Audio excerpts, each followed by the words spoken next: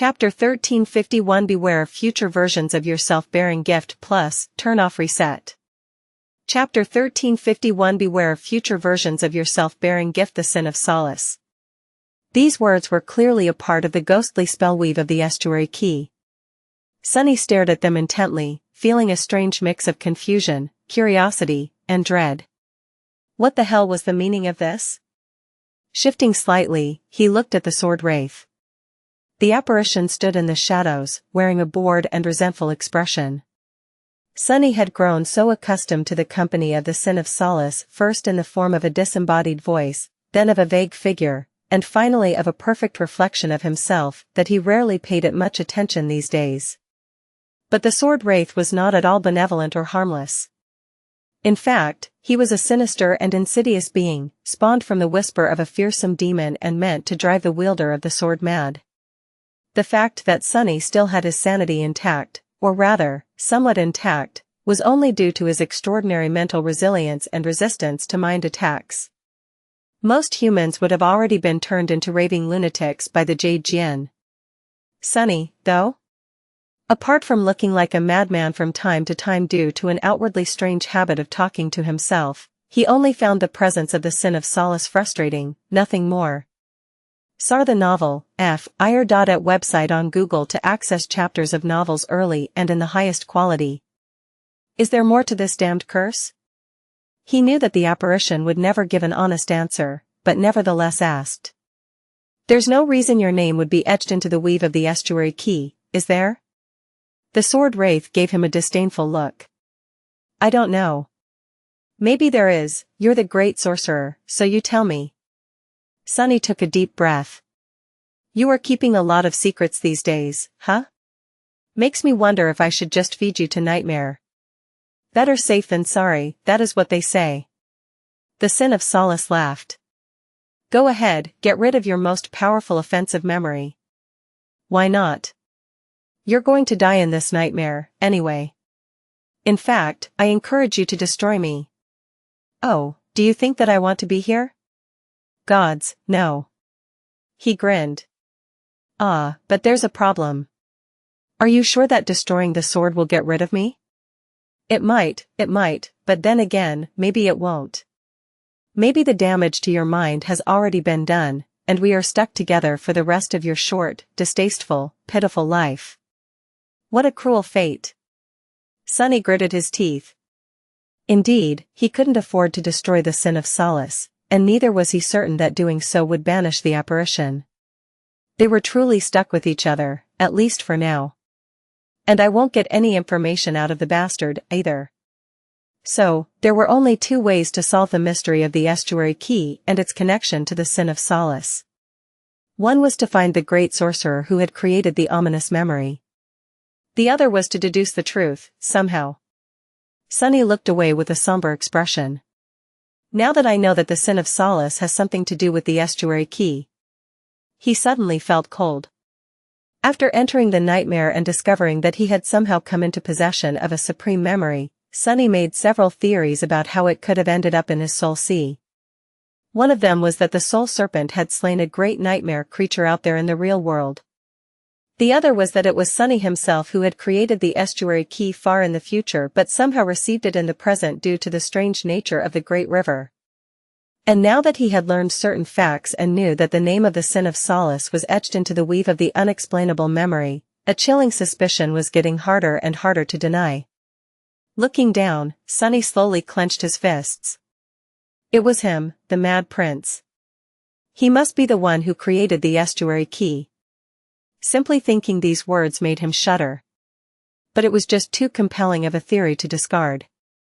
Sunny had suspected that the mysterious memory had been created by a future version of himself. He also suspected that the Mad Prince was one of his possible futures. So, wouldn't it be logical to assume that the future version of himself who had created the estuary key was the Mad Prince? The name of the sin of solace etched into the weave, the ghostly strings of shadow essence, the unexplainable nature of the key, and the strange words describing it. The answer is oblivion. It had to have been him. How many weavers were there who could create threads out of shadow essence? Sunny was certain of it. Then, what exactly did it mean? If that abomination really created the estuary key, did it prove that Sunny was really inhabiting the body of one of the 6 plagues? That would certainly make things easier for the cohort. One adversary was already gone, after all. And it didn't even have to be just one. What if each of the members of the cohort had been sent into the bodies of these powerful defiled? Actually, that was a chilling thought. Because while it would really be wonderful to not have to deal with the 6 plagues, it also meant that the other members had been sent directly to the heart of the defilement, the city of Verge. The Mad Prince was the only one of the defiled champions who had traveled into the far reaches of the future, after all, from what Sunny knew. Surely, the nightmare spell wouldn't have been so unjust in setting up its trial. Still, if Sunny had indeed taken the role of the abomination from the future, he could also tentatively explain the sudden change of the Sin of Solace. Why had the sword wraith suddenly grown to look so vivid and real at the start of the nightmare, almost indistinguishable from the real thing? Was it, perhaps, because Sunny had actually inherited not one, but 2 things from the Mad Prince? One was the estuary key, while the other was the Sin of Solace. What if the sword wraith that had greeted him in the nightmare came from the future, just like the estuary key? What if the Sin of Solace had been by his side all the way to becoming defiled and then spending gods knew how much time haunting the great river? Hundreds of years, at least, judging by how superior the madman's weaving was to Sunny's own. And had been then passed down to the younger version of its corrupted master through some bizarre anomaly or dark scheme. The apparition had let it slip that he knew the Mad Prince by interfering with the dream where the abomination's vestige showed up. Was that why? Sunny scowled. Suddenly, the idea of feeding the jade sword to his shadows did not seem so crazy anymore. I'll wait and see. Sunny glared at the Sin of Solace, distrustful and wary. Glaring at him back, the sword wraith grinned. Look at you, figuring things out.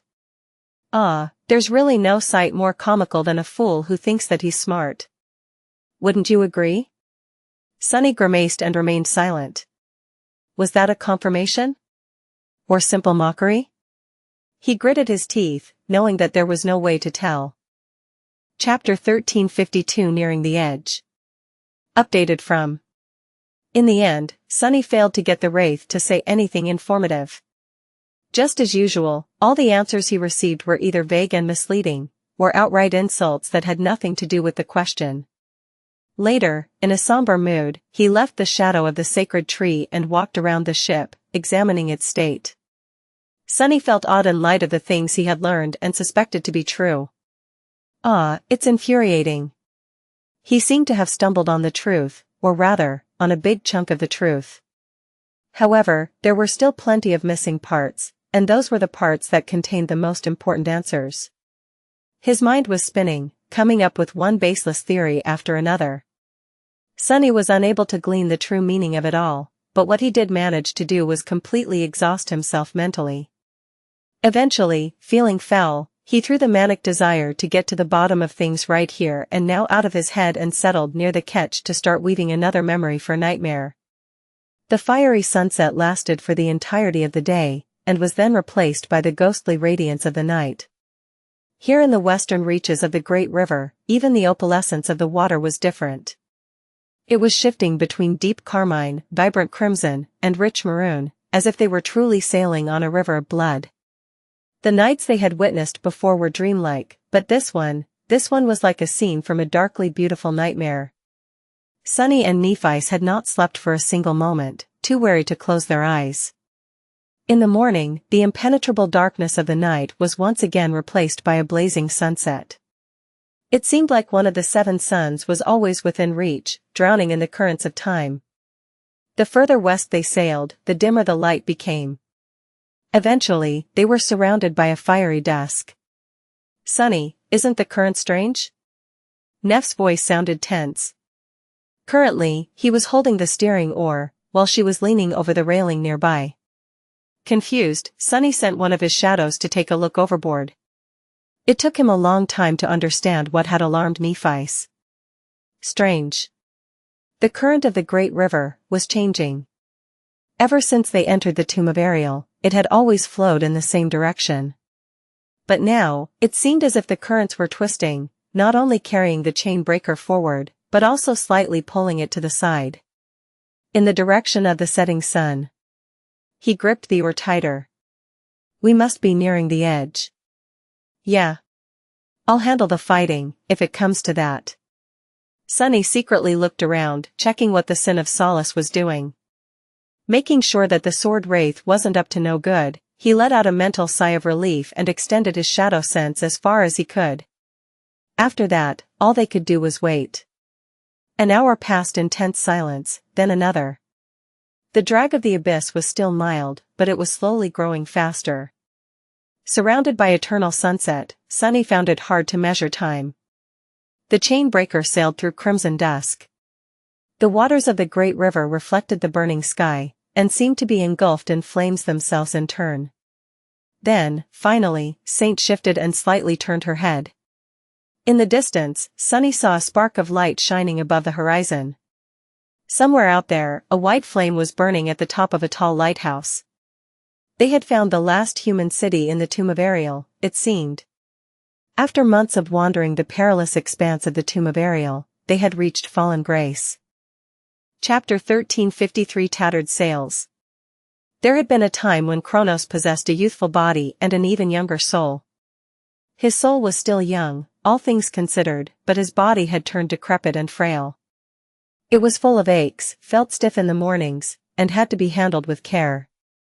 Still, there were pleasant things about being old, as well. Kronos had burned with all kinds of hopes and desires when he was young, but now that he was in his twilight years, life was calm and peaceful. Or rather, his feelings about life were calm and peaceful, or was it one and the same? Since one thing he didn't possess was the actual wisdom of old age, it was hard to say.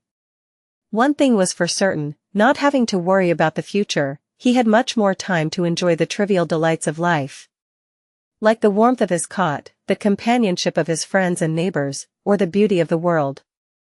Since Kronos did not sleep much, old as his body was, he had developed the habit of walking to the piers at the break of night, to watch the suns rise from the water.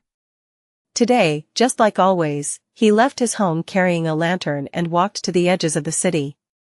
Despite the fact that the streets were still dark, there were many early risers just like him out and about. Some greeted him with words, some with smiles. Their faces were just as wrinkly as his, and their bodies were just as stiff as his. That also made being old feel less lonely.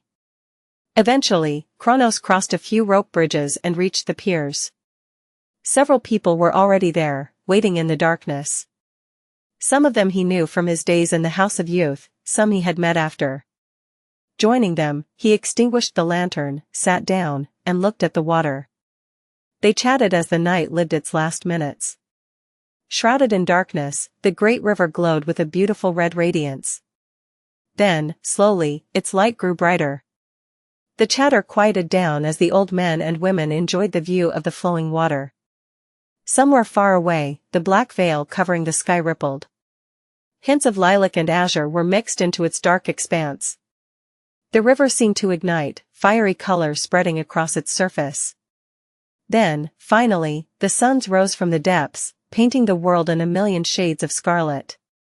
Reflected in the water, their light was like a spreading flame. Kronos sighed lightly. It's a new day. A cool breeze caressed their faces, and the world was at peace, or maybe it just seemed to be at peace. Of course, it was actually at war, but they did not have to worry about that today. Otherwise, the lady would have already warned the warriors of the city to prepare for battle. The group of old folks remained on the pier for a while, not in a hurry to leave. There was gossip to share and idle conversations to be had. As the youngest of the bunch, Kronos had not grown tired of hearing the same old stories over and over again yet, so he received a lot of attention. He listened and laughed, feeling a comfortable bliss. But then, a note of confusion entered that bliss. Still engrossed in a story told by an old woman who had left the House of Youth a few years before the rest of them fled, he glanced at the river and froze, stunned. There was a black spot on the horizon. It was a ship moving in the direction of fallen grace. Kronos trembled slightly. A ship, but it's not time yet for the fishermen to return. Has something bad happened? New novel chapters are published at novelhall.com. Has the lady succumbed? No. Impossible. His irreverent thoughts were interrupted by a loud scream. The observers staggered back, horrified by a dark shadow that moved below the water. Shocked, Kronos watched as the head of a colossal serpent rose from the waves near the approaching vessel. The beast's scales were onyx black, glistening with dark sanguine glow as they reflected the crimson light of dusk. A corrupted. People of fallen grace had all heard legends of the Serpent King as young kids, so seeing a similar abomination rise from the depths was like watching their childhood fears come alive. At that moment, the serpent's lightless eyes turned to the pier. Kronos felt his soul tremble, as if the creature was peering directly at him. And then, something unexplainable happened. The colossal body of the monstrous leviathan suddenly rippled, becoming vague and indistinct. Then, it dissipated into a tide of darkness. Instead, a slender human figure appeared on the bow of the approaching ship. The dark figure was contoured against the burning sky, its mantle moving slightly in the wind. It seemed to belong to a young man with porcelain skin and raven-black hair, his eyes as dark as night. The same lightless gaze swept across the pier, and then the sails of the ominous ship lowered themselves, as if by magic. Kronos took a shaky breath, staring at the ghostly vessel. A strange thought appeared in his mind. Is this the end? Or a new beginning? Chapter 1354 by Grace of Dusk plus, Turn off reset. Chapter 1354 by Grace of Dusk. New novel chapters are published at novelhall.com. With its tattered sails lowered, the ominous vessel slowed down, eventually coming to a semblance of a halt. It drifted on the waves a few hundred meters away from the pier, carried by nothing except the current. Kronos had managed to regain some composure by then. He briefly thought about running away, but decided against it. His body was too old to run with any kind of significant speed, anyway. The watchers guarding the city must have noticed the ghostly ship and the terrifying onyx serpent, too. If the lady had truly not known about their arrival, warriors would already be on their way. For a few moments, everyone remained motionless, the old men and women gathered on the pier, and the dark figure standing on the bow of the graceful vessel, as well. The current was slowly pulling the ship closer. It was only a matter of minutes before it reached the pier. This is strangely exciting? Kronos should have been terrified, but he found himself awed and curious instead. All of them here in fallen grace lived with the knowledge that their lives would soon come to an end. Death was like an old friend, not an odious enemy. The arrival of a mysterious ship, however, was a novelty. How often did he get to experience something entirely unexpected? He had never seen anything like it, and would most likely never get a chance to witness something as wondrous again. So, he waited for the moment when the hull of the ship touched the pier with bated breath. Eventually, the graceful vessel drew close enough for them to see every terrible scar and every burn mark covering its battered hull. It seemed like the battered ship had escaped the depths of hell and survived all kinds of untold disasters. What terrible battles had it endured? What harrowing creatures had clawed its hull, unable to break through? What kind of beings dwelled within it, who had been able to survive all these ordeals? Were they, perhaps, more harrowing than the creatures that had left their marks on the ancient hull? Kronos and his fellows saw the deck of the ship, as well, stunned by the sight of a beautiful tree growing around the ship's main mast. That tree was vibrant and full of life, not at all like the grim vessel below it. It was much taller and robust than any tree growing in fallen grace. What is this craftsmanship? Kronos had never seen a vessel of such design, nor had he known of any shipbuilder who could have created it. The lines of the ghostly ship were elegant, but unfamiliar.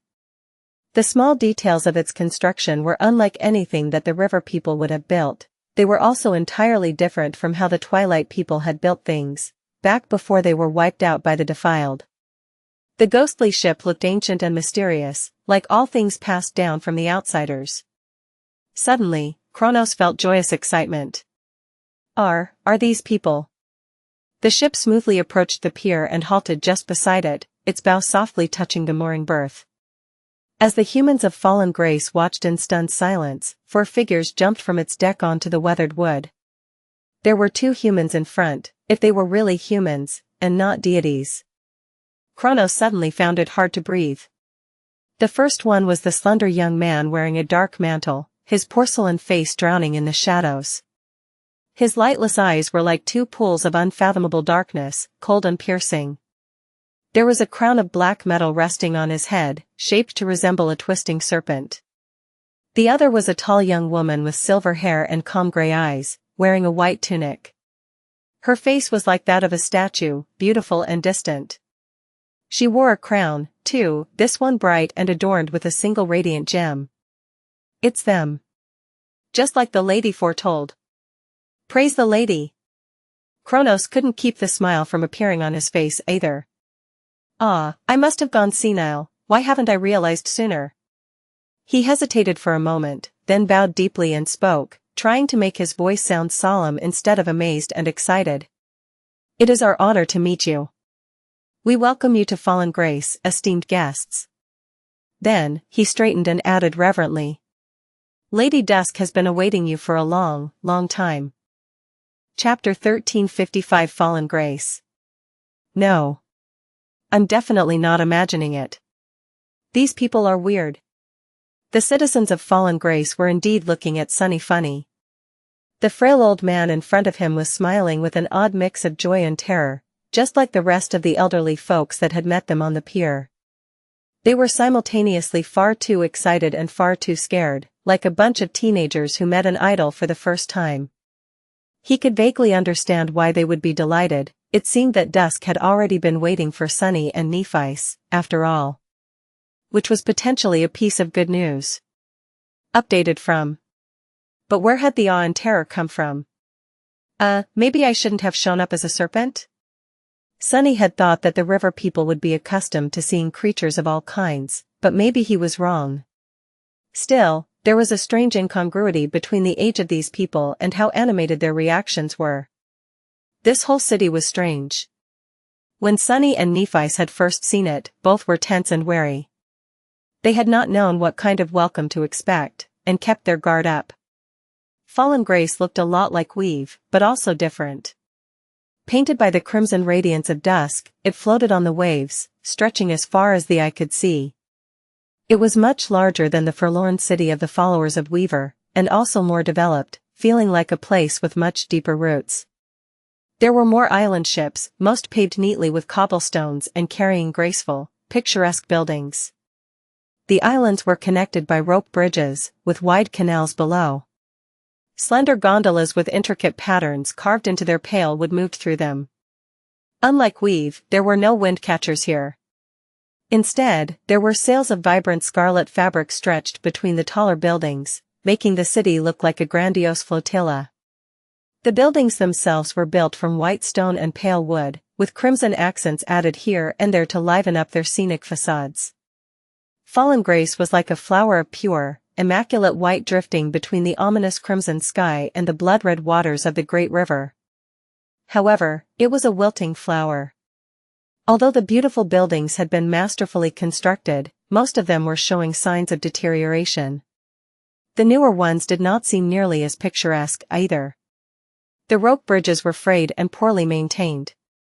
The scarlet sails might have looked magnificent once, but now their fabric had faded, its surface covered in patches and signs of makeshift repairs. Most glaringly of all, the streets of the city were too desolate. From what Sunny could tell, half of the buildings had no inhabitants, standing abandoned and empty. That felt deeply wrong. He had grown up in NQSC, after all. In a city surrounded by defensive barriers, space was deeply precious, and since there was not enough of it to go around, people like him were condemned to the outskirts. Even there, emptiness was not tolerated. Sunny and Nephi stared at the old man incredulously. Huh. So that was why. Fallen Grace was ruled by an oracle, and therefore, its citizens lived by a completely different set of rules. Why post watchmen if any attack could be foretold in advance? It was something like that, perhaps. He wasn't sure he could really comprehend how drastic of a change such a life would be. Makes one wonder how the cities of the Sybils fell, despite it all. Perhaps it was precisely because these people relied on the Sybils so much, and the Sybils, no matter how potent their prophetic powers were, could not have been omniscient. Especially when there were more sinister powers at play. As Sunny was pondering these matters, there was a small commotion at the end of the pier. A dozen figures appeared, all wearing armor and wielding weapons. Their armor was white, with red sashes tied around the waist. The weapons, thankfully, were sheathed. The old men and women stepped aside to let the soldiers approach. As they did, Sunny was surprised once again. The warriors, each and every one of them, were as old as the group of people that had met them on the pier. The armor fit their shriveled figures badly, and they seemed to struggle under the weight of their weapons. Nevertheless, the old soldiers tried to maintain dignified expressions. There was fire in their eyes, still. The leader of the squad, an ancient woman wearing an open helmet with a red plume, bowed deeply and then saluted with a trembling hand. "Welcome, children of Weaver. It is my honor to witness the day of your arrival. I will take you to the lady. Please." The old woman made a gesture, asking them to follow. Chapter 1356 The Last Sybil. Sunny studied the old woman's armor, hesitated for a few moments, then looked at the chain breaker with doubt. He felt rather impatient to meet Dusk of Fallen Grace, but reminded himself to keep calm and take it one step at a time. "We've yet to moor our ship." The old warrior bowed again. "Everything will be taken care of." How convenient. These ancient soldiers did not seem like much of a threat. The old woman was an awakened, but the rest were mundanes. Sunny had no doubt that he would be able to escape any ambush or trap they could potentially lure him into, and it didn't even seem like there would be a trap. Still, he didn't like the idea of leaving their only means of escaping Fallen Grace behind. That said, if Dusk had really anticipated their arrival, wouldn't she have also anticipated his reluctance? If she knew that he would be wary of a trap, wouldn't she have been able to construct a trap insidious enough to fool Sunny? Suddenly, he was full of apprehension. Damnation. Sunny had mostly been blessed by finding himself on the right side of people with prophetic powers. Now that he was about to meet an unfamiliar oracle, though, he fully realized how terrifying of an enemy one could be. New novel chapters are published at novelhall.com. His unease wasn't helped one bit by the fact that he had actually already met Dusk of Fallen Grace once, in a way. There were deep scars left on his psyche by the terror of LO49. Whatever. "What else can we do? Demand that she comes to meet us here on the pier." After exchanging a glance with Nephice, Sunny shrugged and followed the group of soldiers deeper into the city. The old man who had greeted them joined, as well, which caused an irritated sigh to escape from the lips of the old woman in charge of the soldiers. "Kronos, why are you tagging along with us, kid?" The old man simply smiled. "Why, I'm the one who greeted the esteemed guests first. Surely, they'll feel better having someone familiar escort them." The leader of the soldiers shook her head and didn't say anything else. The old man, Kronos, seemed satisfied and hurried to keep up with them. "Kid? How ancient is this woman, to be calling a fossil like him kid?" Fallen Grace had indeed migrated upstream, escaping an attack. A large part of it had been lost in the process, both in terms of island ships and people. Sunny looked away with a grim expression. Was it because of the defiled? The old woman chewed on her lips, then nodded with a strange darkness hiding in her eyes. "Yes, a defiled. Something like that." After that, she remained silent. Soon, they reached an island ship that floated a small distance away from the rest of the city. It carried a beautiful palace built of white stone, with tall columns and a spire that rose high into the scarlet sky, crowned by a pyre of pure flame.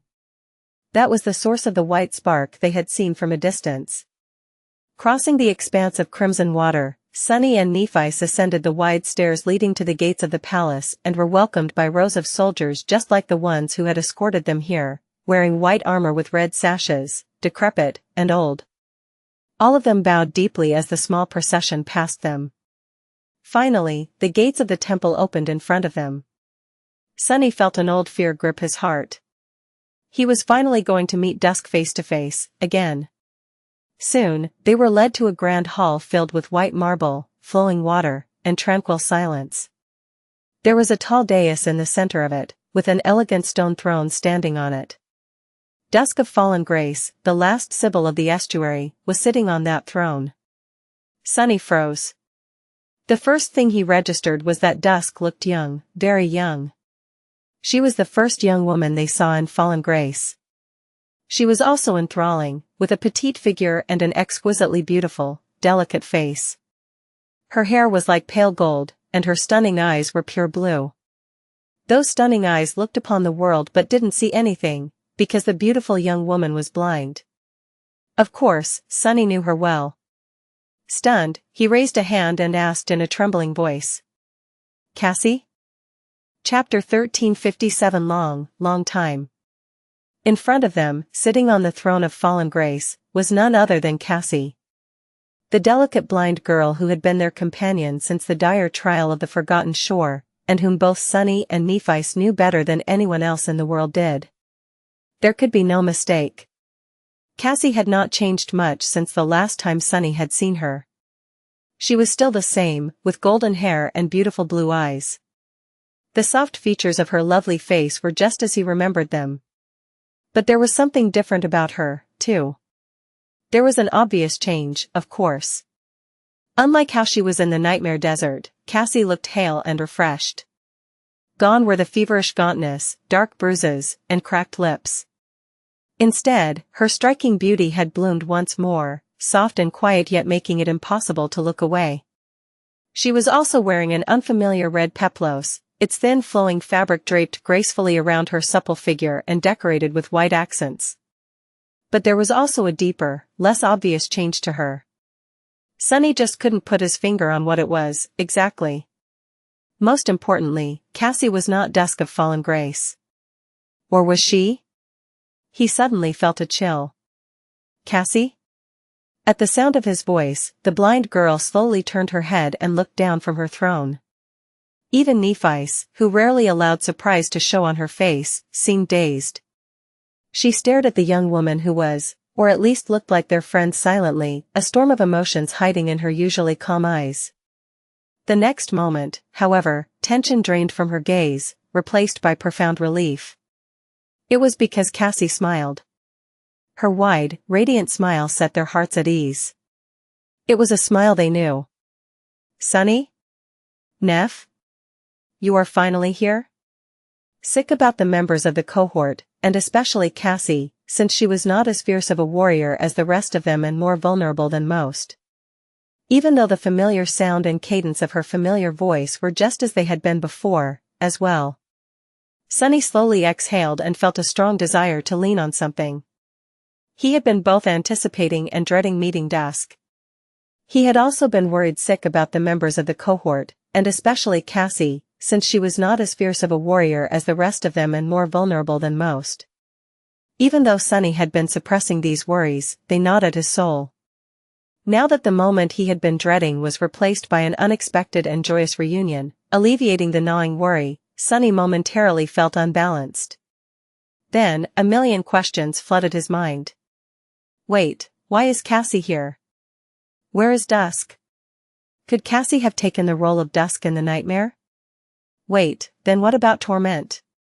Why was she sent so much further downstream than Nephi and I were? How long has she been here? Where are the others? How? Sensing that he was on the verge of spiraling, Sunny forcefully put those questions aside. He would be able to ask them all to Cassie, anyway. As soon as they were able to talk freely. As if reading his thoughts, the blind girl turned slightly and smiled at the soldiers who had escorted them into the temple. They looked at her with intense devotion, then lowered their gazes and bowed. Cassie lingered for a moment, then spoke softly. The children of Weaver are here. Please, leave. There are important matters I must discuss with them alone. Sunny tilted his head, stumped. What? Then why did you call her a child? Cassie remained motionless for a while, then sighed deeply and lowered her head. Her voice sounded strangely hollow when she spoke, the words echoing across the white hall. "It is because I've been waiting for you two for a long, long time." In the silence that followed, both Sunny and Nephi's froze. The terrible implication of what Cassie had said slowly seeped into their minds, making them realize that. At that moment, the blind girl's shoulders trembled, and she suddenly exploded into bright laughter. "Oh gods. Sorry, I just couldn't help myself. I really did wait for a while, about a year, I think. I imagined this day a lot, and so I just couldn't resist making this joke." Sunny and Nephi stared at her, stunned. What the hell? Who makes a joke at a moment like that?" His eye twitched. Wait. Did she say a year? It had been less than 3 months since Sunny and Nephi entered the nightmare. So, the time storm did indeed mess up their perception of time. Just not as direly as they had feared. Cassie, meanwhile, had gotten such a good laugh at their expense that tears appeared in the corners of her eyes. Her hands had been laying on her knees before, now, she raised them to wipe the tears away. And when she did, Sunny heard a familiar sound. It was the rattling of chains. There were golden shackles wrapped around Cassie's slender wrists, and a golden chain connected them. Wiping off her tears, the blind girl looked up with a smile and blinked. It seemed that she had noticed their confusion. Cassie frowned a little, then touched her shackles and sighed. "Oh, you guys don't know much about the Sybils, yet. Right. I should explain." She lingered for a moment, then glanced briefly at the 2 deaf masters behind her. One held an unsheathed sword, the other a silk cord. Her expression remained calm and relaxed. "When I said that these 2 are my guards, I didn't mean that they guard me against danger. Instead, they are guarding the city against me." Chapter 1358 Beautiful Chains. Nothing about the situation made sense. Sunny and Nephi tentatively came to terms with the fact that Cassie had replaced Dusk of Fallen Grace, but now they were struck by yet another revelation. Sunny did not know why the blind girl was shackled yet, but his mind had already entered a state of battle readiness, just in case. Not showing any emotions, he briefly glanced at the 2 deaf guards. The sword and the cord they wielded were suddenly much more sinister. If the guards were meant to protect the city from Cassie, then the sword was meant to cut her down, while the cord was meant to strangle her. How strong can these old masters be? Sunny was mentally calculating the swiftest way to kill them guards when a sudden thought sent a chill running down his spine. His first impulse had been dictated by the deeply ingrained desire to protect Cassie, but why were the guards there, in the first place? Looking at the beautiful young woman sitting on the white throne, wearing golden shackles, Sunny had to wonder if he should be thinking of a way to protect himself from her, instead. She sighed. "You don't have to worry. I'm not in danger, nor do I represent danger. It's just that, well, it's a long story. I'll explain. But first." Standing up, Cassie smiled and descended from the dais. "Let me climb off that throne. It feels really odd to be looking down on you from up high." She approached them with light steps. Her delicate figure was accentuated by the vibrant red fabric of the archaic dress, which contrasted starkly against the white marble of the grand hall. Her movements were swift and graceful. Before Sunny could really decide whether he should be on guard or not, Cassie was already near.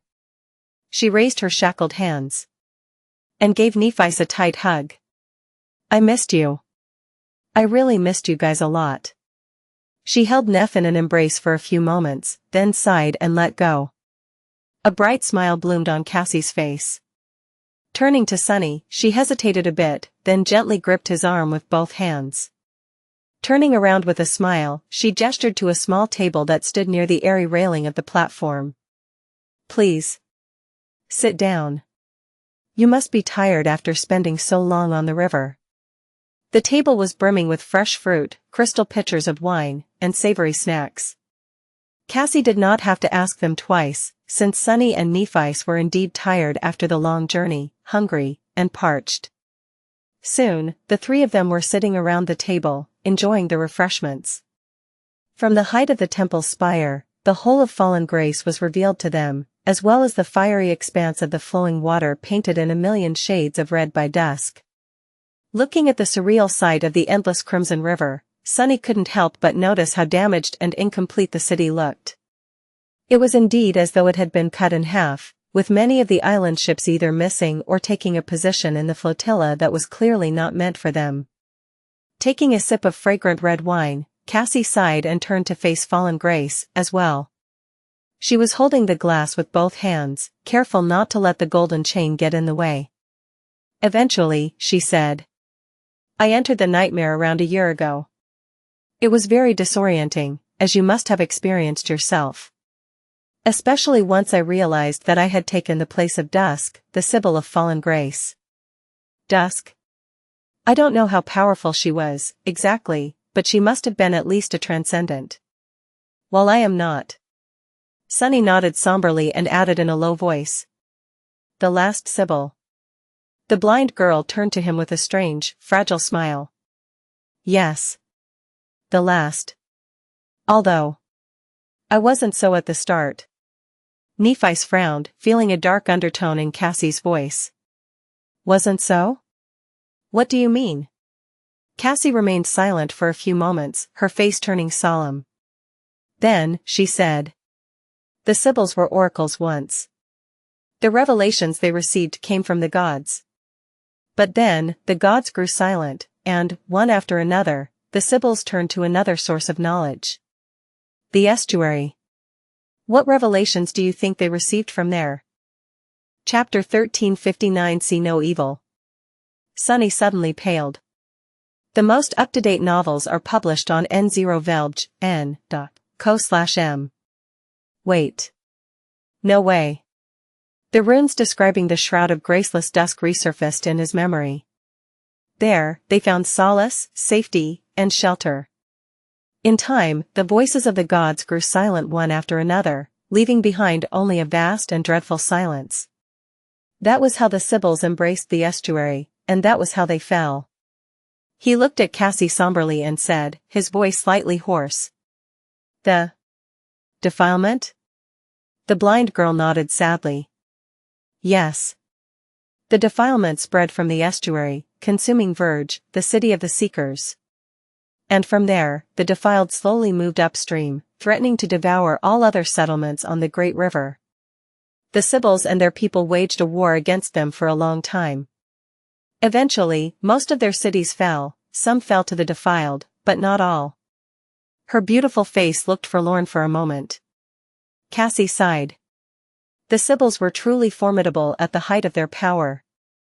It was no coincidence that they had managed to guide their people through the horrors of the Doom War and enter the tomb of Ariel unharmed. Even the defiled found it difficult to conquer the cities reigned by the Sybils. How would they not, if the defenders knew the secrets of the future? She paused for a moment and took a small sip of the wine.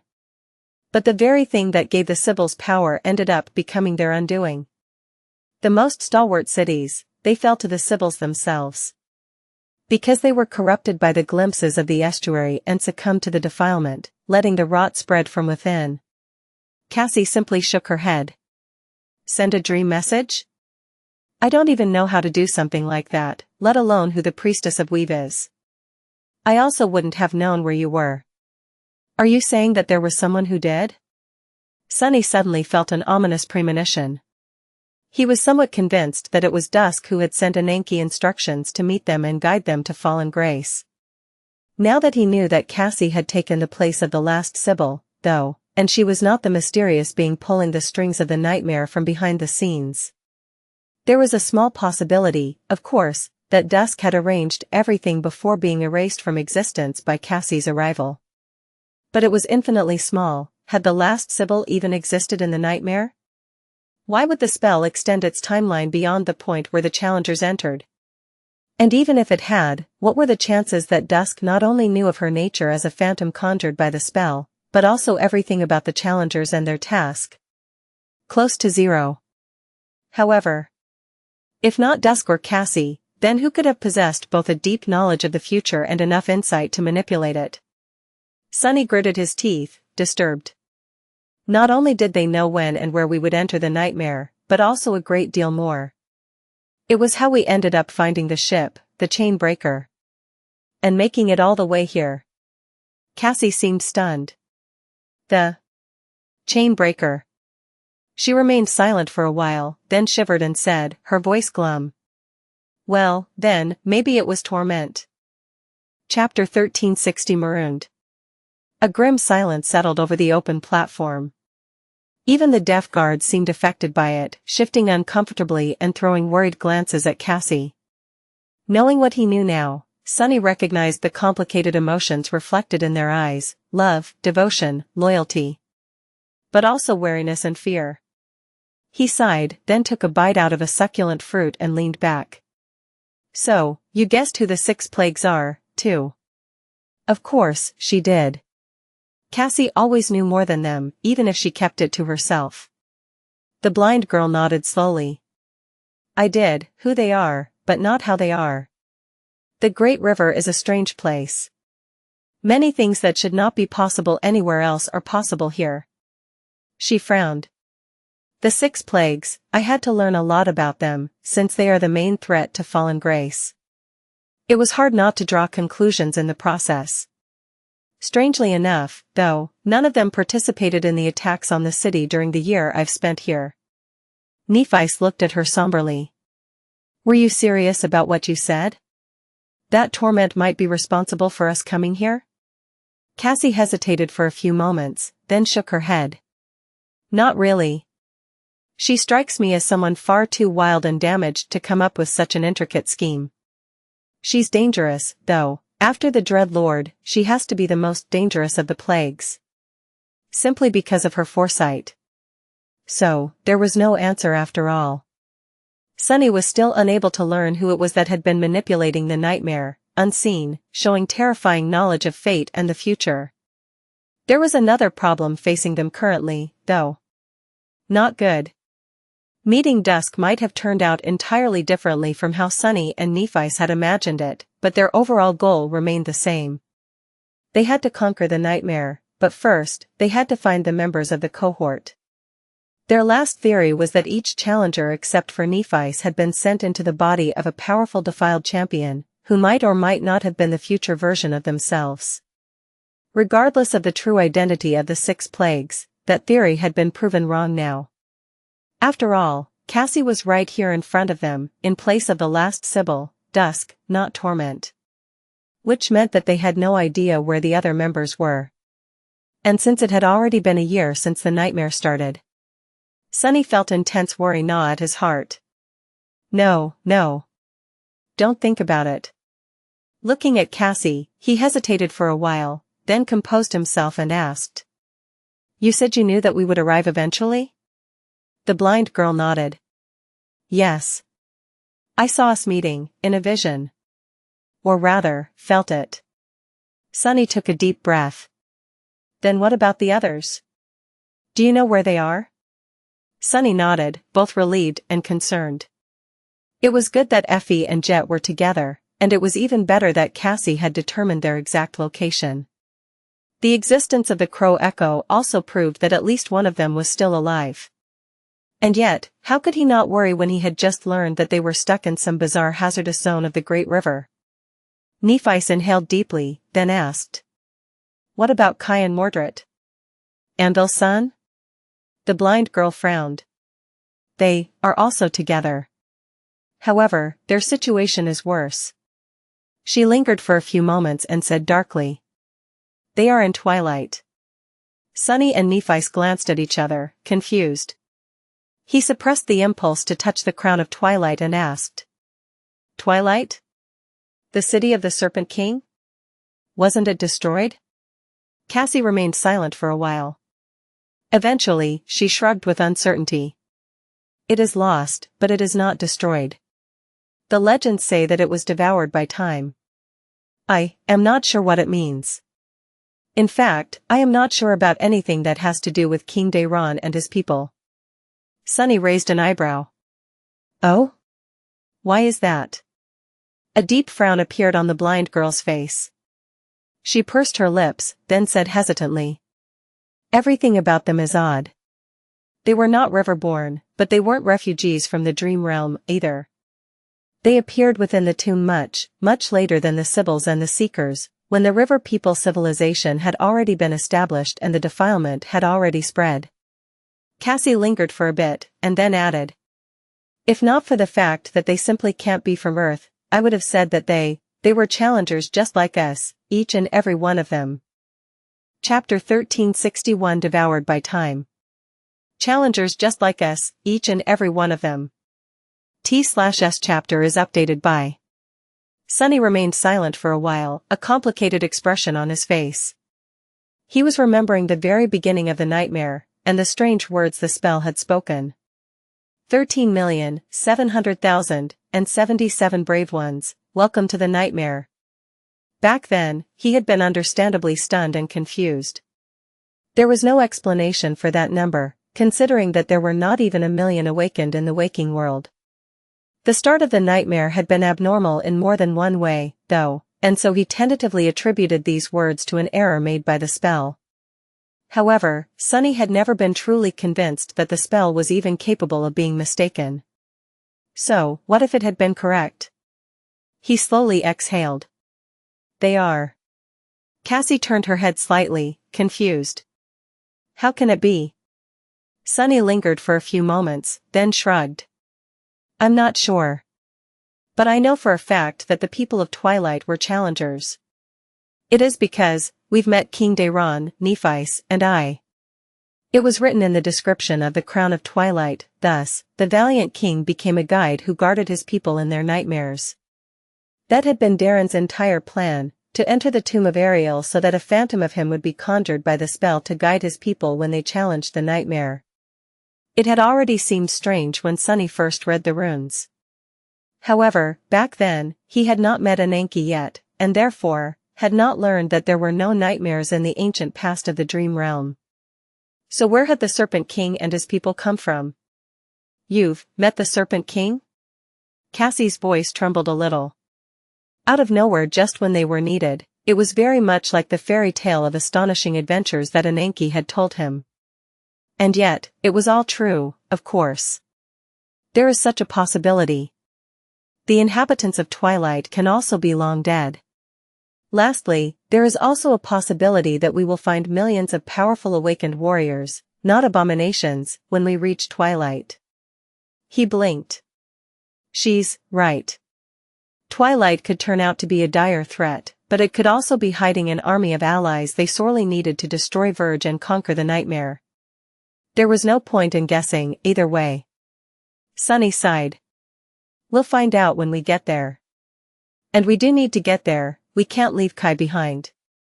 We also need Mordred and his power to take on Verge, and his knowledge to eliminate the Soul Stealer. He looked at Nephice, then at Cassie. There are no objections, right? Nephice shook her head. Our goal remains the same. Gather the cohort and eliminate the first Seeker, who is far downstream in the city of Verge. Under the protection of the 6 plagues. She frowned slightly. Although, the task does seem too perilous. There has to be a way to accomplish it, or the spell wouldn't have sent us here. So, we must be lacking some key piece of information or an important advantage, still. Twilight might very well be the place where that secret is hidden. Sunny nodded. So, we're in agreement then? Let's go fetch Effie and Jet first, then sail to Twilight to retrieve Kai and Mordred. When everyone is gathered and we had learned everything there is to learn, we'll attack Verge. Cassie remained silent for a few moments, then said quietly. I agree. However, we must not forget one crucial detail. Her beautiful face turned solemn. I doubt that the 6 plagues will just remain idle and allow us to gather forces. If they are truly the future versions of ourselves, they must already know what our next steps will be. It would be easy for them to try and stop us. Sunny didn't even want to think about the paradoxical mess of having his future defiled self hunting him down. However, he wasn't opposed to it. Imagining the vile, scarred face of the Mad Prince, he grinned darkly. Let them come. I would love to meet the bastards, too. Chapter 1362 No other choice. Some time later, the three of them were walking across the pier, followed by an excited crowd. The two guards were not far behind either, they never left Cassie's side. The golden chain was ringing softly with each step she took. The elderly citizens of Fallen Grace were overflowing with joy at the sight of their young and beautiful priestess, though, seemingly oblivious to the ominous meaning behind the golden shackles. The news of the arrival of two outsiders had spread throughout the city, as well. The mood was festive. Sunny studied their faces through the shadows, then turned to Cassie and said silently, "You seem to be very popular. They absolutely adore you." A faint smile appeared on her face. "It's Dusk, not me." And how could they not? She was a wise and benevolent ruler, not to mention a champion of the city. It was because of the Sybils that the river people could defend themselves against the defilement. Most importantly, I am both the most powerful awakened and the only outsider left in Fallen Grace. If they lose their faith in me and their love for me, then all they'll have left will be despair. She let out a wistful sigh. They only love me because they have no other choice. Sunny remained silent for a few moments, somewhat stunned by how cynical that statement sounded. It bothered him a great deal, for some reason. Then, he shook his head. "Still, you must have done a lot to earn their trust. Surviving a year in the third nightmare could not have been easy. Especially alone." He had already seen Fallen Grace and its people. They were not the kind of force he had hoped to find, and while Cassie had not gone into detail when describing her attempts to defend the city against the attacking Defiled, it was easy to surmise that protecting it was more of a burden than a boon. Sia the Nelfer.net website on Google to access chapters of novels early and in the highest quality. Her days must have been filled with countless battles and narrow victories. It was a miracle that Fallen Grace still stood. She smiled. Well, yes. After the initial chaos, I led the remaining warriors into battle many times, and killed many abominations. It was indeed not easy. But I wasn't really alone. Cassie gestured to the crowd following them at a respectful distance, as well as at the two silent guards. The people of Fallen Grace might have grown weak, but they are valiant and brave. I also had several echoes to assist me. Right. Nev had once brought back a powerful echo from the Nightmare Desert, a fallen demon with 6 arms. That echo had been given to one of the Fire Keepers before his cohorts challenged a Seed of Nightmare. She would have arranged for a powerful bodyguard or two for Cassie, as well. Sunny tilted his head. "How strong are your echoes, exactly?" The blind girl remained silent for a moment. "You already know the Quiet Dancer. Her power is augmented by a special memory I received from Valor, albeit not by much. There is also an artificial echo Nev procured for me from the clan, as well, equal in power to a fallen monster. And, there is an echo I earned here in the tomb of Ariel myself. A transcendent beast, of sorts." He raised an eyebrow. "Of sorts?" Cassie let out a quiet sigh. "It's the echo of the senior Sybil I killed. I try not to summon her where the citizens of Fallen Grace can see." Sunny flinched a little. After a few moments of silence, Nephi suddenly spoke, her voice even. "You alone should be enough to deal with 2 masters. With a transcendent echo, those guards of yours stand no chance whatsoever. What is the point of them following you around?" Cassie smiled sadly. "Yes. There's no real point. I can easily kill them, and I can easily break out of these chains. They know it perfectly well. But they are loyal and devoted to their duty, and so, I remain in chains out of respect for their devotion. Isn't it sad? The fact that I am only guarded by 2 masters should tell you everything you need to know about how desperate Fallen Grace's situation is. Unless we act, it will be swallowed by the defilement soon enough." Sunny sighed, trying to imagine what had happened to the real Fallen Grace, and real Dusk. He knew that the last Sybil had been buried at sea, her body eventually becoming the vessel of a corrupted terror. The existence of the terror of LO49 was proof that the civilization of the Great River had met a sorrowful end. And it would meet it again if they failed to conquer the nightmare. Just then, they reached the end of the pier and walked across a wooden plank to the deck of the ghostly ship. The crowd stayed back, with only the 2 guards following them aboard the ancient vessel. Cassie froze, lowering her hands and staring into nothingness with her beautiful blue eyes. After a while, he said softly, "Sonny, can you look at the sacred tree?" He did as he was told, belatedly realizing that the blind girl must have used her ascended ability to share his perception. Although he didn't feel anything, it also felt strangely violating. There was no harm done, but for someone as secretive as Sonny, sharing was an uncomfortable process. I wonder if she sees the bastard.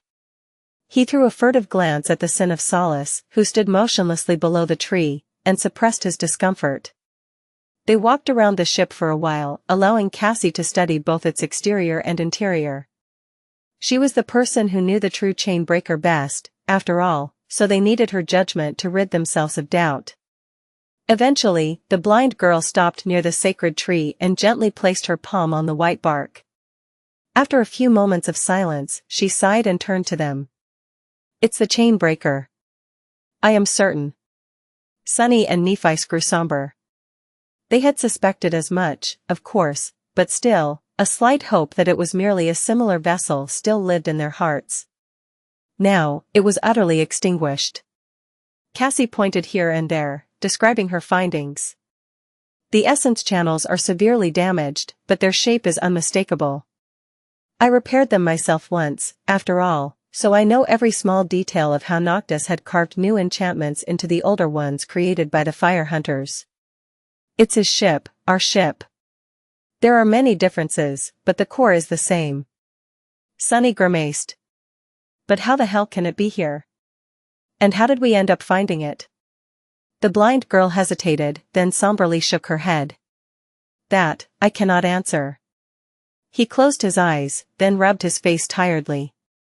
What the hell is going on? What the hell has been going on from the start of this damned nightmare? There are too many unexplainable things. Sonny's tolerance for mysteries was at its limits. Cassie lingered for a few moments, then suddenly spoke. I can tell you one thing, though. Both Sonny and Nephi looked at her, waiting. She pointed to the deck below her feet and smiled. I think I can repair the enchantments again. If you give me some time, the chain breaker will be able to fly once more. Chapter 1363 The Shadow, the Star, and the Oracle Plus, Turn Off Reset. Chapter 1363 The Shadow, the Star, and the Oracle. The news that the chain breaker could be restored to its former future glory was a welcome one. However, it was going to take time for Cassie to repair it. They were also going to need a lot of materials, as well as plenty of help from the locals of Fallen Grace. There were experienced shipbuilders among them. Sonny and Nephi had only patched up the ancient vessel well enough for it to not sink immediately, but there were a lot of things they weren't able to achieve. Now, the situation was different. Just repairing the hull and the decks was going to take a few weeks. After that part was done, more intricate work would start. Cassie was going to have to restore the runic pathways that made the enchantments of the flying ship work. That sounded like a lot of time. Sonny and Nephi knew that an entire year had already passed within the tomb of Ariel since the start of the nightmare, and yet they felt uneasy wasting even a single day. The members of the cohort were somewhere out there, after all, their situations unknown. Perhaps they were in desperate need of help. In the end, the three of them decided not to postpone their departure too much. Sonny and Nephi needed to rest, and the chain breaker had to receive urgent repairs, but since Cassie would be able to work on the enchantments alone, they were going to leave Fallen Grace as soon as the work on the damaged portions of the hull was finished. Which left them with maybe 2 weeks of peaceful time to recover and prepare themselves. Looking at the crimson blaze of dusk from the window of Cassie's private chambers, Sonny sighed. The sky was a painting of beautiful red, and the great river was like a sea of burning blood. The city below them was like a snow flower. Are you going to be all right, leaving Fallen Grace behind? Turning away from the window, he looked at the blind girl. She was brewing tea, seemingly not at all inconvenienced by her golden shackles. Nephi was nearby, too, studying the murals on the wall. Cassie softly shook her head. I did get attached to these people. But what we are doing is for their sake, as well. If we don't strike at Verge, there is no future left for the river people. In a few years, or decades at most, they will be gone. T/S chapter is updated by. If they were the real river people, of course. As far as humans of the waking world knew, the world of the nightmare would cease to exist as soon as the seed was conquered. But, it was hard to make the distinction. Sunny had never been able to, at least. He walked over to the table and sat down. Do they understand that? Will they let you go? The two guards were standing just outside the door. Even though he could not see them, he could feel their shadows. Cassie lingered for a few moments, pouring the tea into beautiful ceramic cups. They will. I'll explain it well, don't worry. Come, let's have some tea. Nephi's pulled her attention away from the murals and joined them at the table. Her face was calm and composed. Raising her cup, she hesitated for a bit, then said in an even tone. He threw an angry glance at the sword wraith, then shook his head. Who was he kidding? Sunny had felt nostalgic about the simple days of surviving on the forgotten shore many times. The hell of it had also been like a dark paradise for him. Looking through a shadow, he studied the three of them, Nephi's, Cassie, and himself. Gods. Each one of them had changed so much. They were practically unrecognizable, and it wasn't even because of how much their appearance had been transformed by the awakening and the ascension. Back then, Sunny had been a powerless street rat who only cared about himself and how to keep his secret. Cassie had been a sweet, but helpless girl, broken by the severity of her crippling flaw. Nephi's had been an isolated young woman who didn't know much about the world, except for the fact that she was going to burn it to the ground. Look at us now. The scrawny kid from the outskirts was gone, replaced by a fair young man with eyes so cold and dark that it was easy to cut yourself on their chilling gaze. The helpless girl was now a beautiful young woman whose softness concealed unwavering will and ominous power. Nephi's had changed the most, perhaps, learning too many bitter lessons. Their names were known across the world, and they had long lost count of all the powerful abominations cut down by their blades. Fallen, corrupted, even great. Devils, terrors, even titans. N/OV-.E-L-B-1/N. There had been humans, too. Awakened, masters, and even saints. Who would have thought that three teenagers that had met in the Crimson Labyrinth would be drinking tea in a hidden world created by a demon one day, resting before setting sail to wage war on an entire city of nightmare creatures? Sunny took a sip of his tea and shook his head. Life is sure funny sometimes. Still, it was damn good tea. He hesitated for a while, and then said awkwardly. I might have missed you, too. I'm glad that the three of us are once again together. Chapter 1364 Creating New Memories Together Plus, Turn Off Reset. Chapter 1364 Creating New Memories Together. The great river flowed endlessly. Somewhere in the future, the ruins of Weave drifted empty and silent, with no one left to witness their inevitable march toward destruction. Somewhere in the past, the city of Verge stood, harboring the hidden horrors of the defilement. There was twilight, too, mysterious and dreadful, lost to time. But here in Fallen Grace, the days were peaceful. The work on the chain breaker started soon after Sunny, Nephi's, and Cassie finished their tea. He visited the piers to observe the repairs, but there was really no point. The elderly citizens of the last human city knew how to tend to a ship much better than he did, and even though their bodies were ancient and frail, there were still some awakened among them. Their physical strength solved many problems, so Sunny did not need to help. The best he could do was not get in the way. Knowing that there were many battles ahead, he dedicated his time to preparing as thoroughly as possible. Cassie and Nephi's were doing the same. The latter was practicing her swordsmanship without rest, while the former, actually, Sunny was not entirely sure what their blind oracle was doing. She spent a lot of time arranging measures to keep Fallen Grace safe in her absence, but also made a point of sparing as much of it as possible for him and Nephi's. They had meals together, toured the city, and held long strategy meetings. He was happy because the three of them were together again. But it was also a bit strange. Cassie had spent an entire year in the nightmare, which meant that she was older than Sunny by a few months now, making him the youngest in the cohort. He had treated her as a little sister once, at the start of it all, so it felt odd to suddenly be the one who was younger. But then again, age was such an abstract thing, especially so for the awakened. Sunny himself had spent an unknown length of time in the dream prison created by nightmare. Even though he had forgotten most of that cruel trial, his soul still remembered its scars. Speaking of nightmare, the Dark Destrier was his main priority for now. Sunny had been unsure that he would be able to create enough memories to help his steed ascend before departure from Fallen Grace, but he was pleasantly surprised to have been mistaken. There were two main reasons for that. The first one was that Cassie had opened the treasury of the temple to supply him with the few soul shards he lacked. The second one was the Crown of Twilight. Its Legacy of Twilight enchantment greatly enhanced the rate with which Sunny regenerated essence at dawn and dusk. Here in Fallen Grace, though, dusk lasted for nearly the entire day, interrupted only by a brief and fleeting night. As a result, his reserves of essence had become nearly inexhaustible. Which was a good thing for more than one reason. The three of them were destined to visit the lost city of the Serpent King, after all. Twilight was situated at the opposite edge of the Great River, where it was almost always dawn. Sunny was certain that having a boundless amount of essence at his disposal would come in handy, no matter what dangers they were going to face there. For now, he concentrated on weaving memories to feed nightmare above all else. The counter of shadow fragments was rising with each day. So was the counter of nightmares the tenebrous steed had subjugated, at a speed much greater than ever before.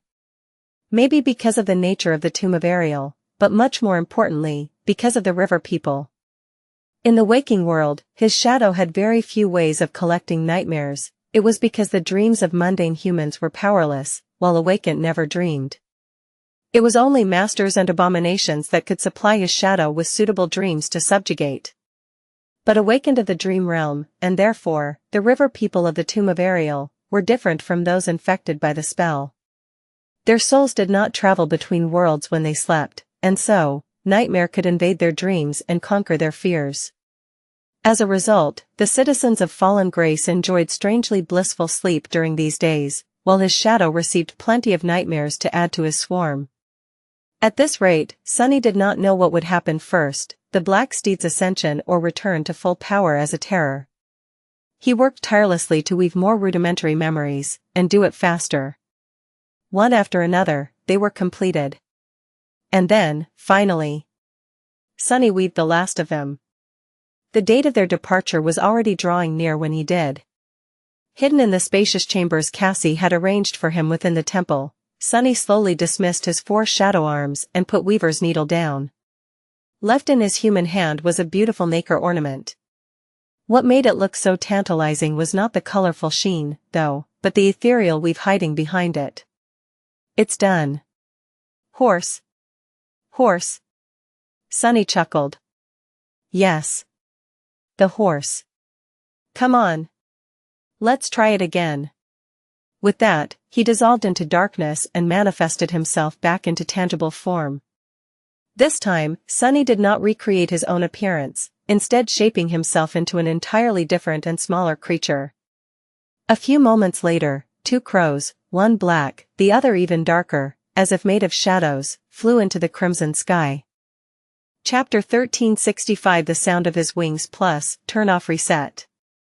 Chapter 1365 The Sound of His Wings. Sunny was flying through the crimson sky above Fallen Grace. His black feathers were moving slightly in the wind, and his wings rose and fell with a relaxed cadence. His flight was somewhat awkward, but he did not plummet to the ground, at least, like the previous time. He had, of course, assumed the form of a crow. After mastering the 4th step of Shadow Dance, learning a new form had become much easier for him. So, he had spent the last 2 weeks doing just that, teaching himself how to become a crow. Sunny was already confident on land and had the sea serpent form to protect himself in the water. Only the skies were left unconquered. Granted, he was not going to win a battle as a small bird, but he had to start somewhere. The idea of trying to assume the form of Jet's echo had entered his mind when he was resting after a long and tedious bout of weaving. Yes, Sunny had plenty of essence and more than enough soul shards to accomplish his goal, but even his patience was not limitless. He needed to take a break from time to time and distract himself from the rote process of creating rudimentary memories. During one such break, the persistent crow visited him once again to caw about how Jet was stuck. Staring at it, Sunny remembered that he had not yet made use of his improved ability to shadow various creatures better. The desire to fly across the vast sky stirred in his heart. Who said that only Kai was allowed to zip around in the air? So, that was exactly what he had done. Staring at the talkative bird, he tried to teach himself its form, which ended up being just as hard to achieve as turning himself into a giant sea serpent. The body of the crow itself was much smaller and simpler. The problem was that Crow was an echo, and thus not truly alive. So, Sunny met an unexpected obstacle. Shadow dance was not that effective against things that weren't alive. In hindsight, he should have known that it would be like that. Thinking back to how he created the form of the onyx serpent, and even further into the past, to the days of learning battle styles from his adversaries, Sunny realized that there were two components to shadow dance. One was purely physical, the other was much deeper and more fundamental, concerning the essence of a being. Its mind, its spirit, its very soul. Echoes did not really possess any of these things, so he was left stumped for a while. In the end, though, Sunny still managed to turn himself into a copy of the crow. It had just taken him much more time and effort than he would have expected, and he did not stop having trouble with the new form after mastering it. Possessing the body of a bird was one thing, but actually moving like a bird was an entirely different issue. Since Sunny had never flown without the help of enchantments before, he had to learn everything from scratch. The first time he turned into a crow, he proceeded to fall on his beak after the simplest hop, a few dozen times in a row, all under the perplexed gaze of the befuddled echo. Nevertheless, he was flying right now. It was a rather exhilarating feeling. It was so exhilarating, in fact, that Sunny opened his beak and cawed. Fly. Fly. Then, he got embarrassed and almost lost control of his wings. Now, why the hell did I say it twice? Questions. He had to remind himself how sad the kid's situation was. Not even because Kronos had turned into an old man before becoming an adult, but because he was starved for excitement and interesting things. His whole life was limited to a city that would have been considered tiny in the waking world, and, worse than that, that city was the last one there was, with not even news of distant events ever reaching it. Of course he was endlessly excited by the two unexpected visitors. Sunny remained silent for a moment. To be precise, it's the result of combining all my aspect abilities to create a kind of battle art. Kronos nodded a couple of times, showing that he understood, and said thoughtfully, "Oh. I have no idea what you mean, Lord Sunless." Then, he smiled. "Are you here to check on your ship?" The crow echo looked at the young man with disdain and flapped its wings impatiently. Horse. Sunny nodded. "No. I'm here to feed my horse." Chapter 1366 Terror of the Earth Plus, Turn Off Reset. Chapter 1366 Terror of the Earth. The crow hopped on Sunny's shoulder, and they headed toward where Nightmare was hiding. Kronos, annoyingly, followed them with an excited smile. That said, Sunny couldn't remain annoyed for long because of the worshipful gaze the old man was giving him. "Lord Sunless, if I may ask." He rolled his eyes and sighed. "What?" Kronos hesitated for a moment. "What is a horse?" That almost caused Sunny to stumble. "What the hell, why does it sound like something I would say?" He shrugged. "It's a large animal that runs really well. People used to ride them to get around. Of course, my horse is no ordinary horse, he's a real menace, that beast." The old man frowned in contemplation. "But why wouldn't they just use a boat?" Sunny suppressed the desire to grind his teeth and answered in an even tone. The world outside the tomb is not all water, remember? Most people live on land.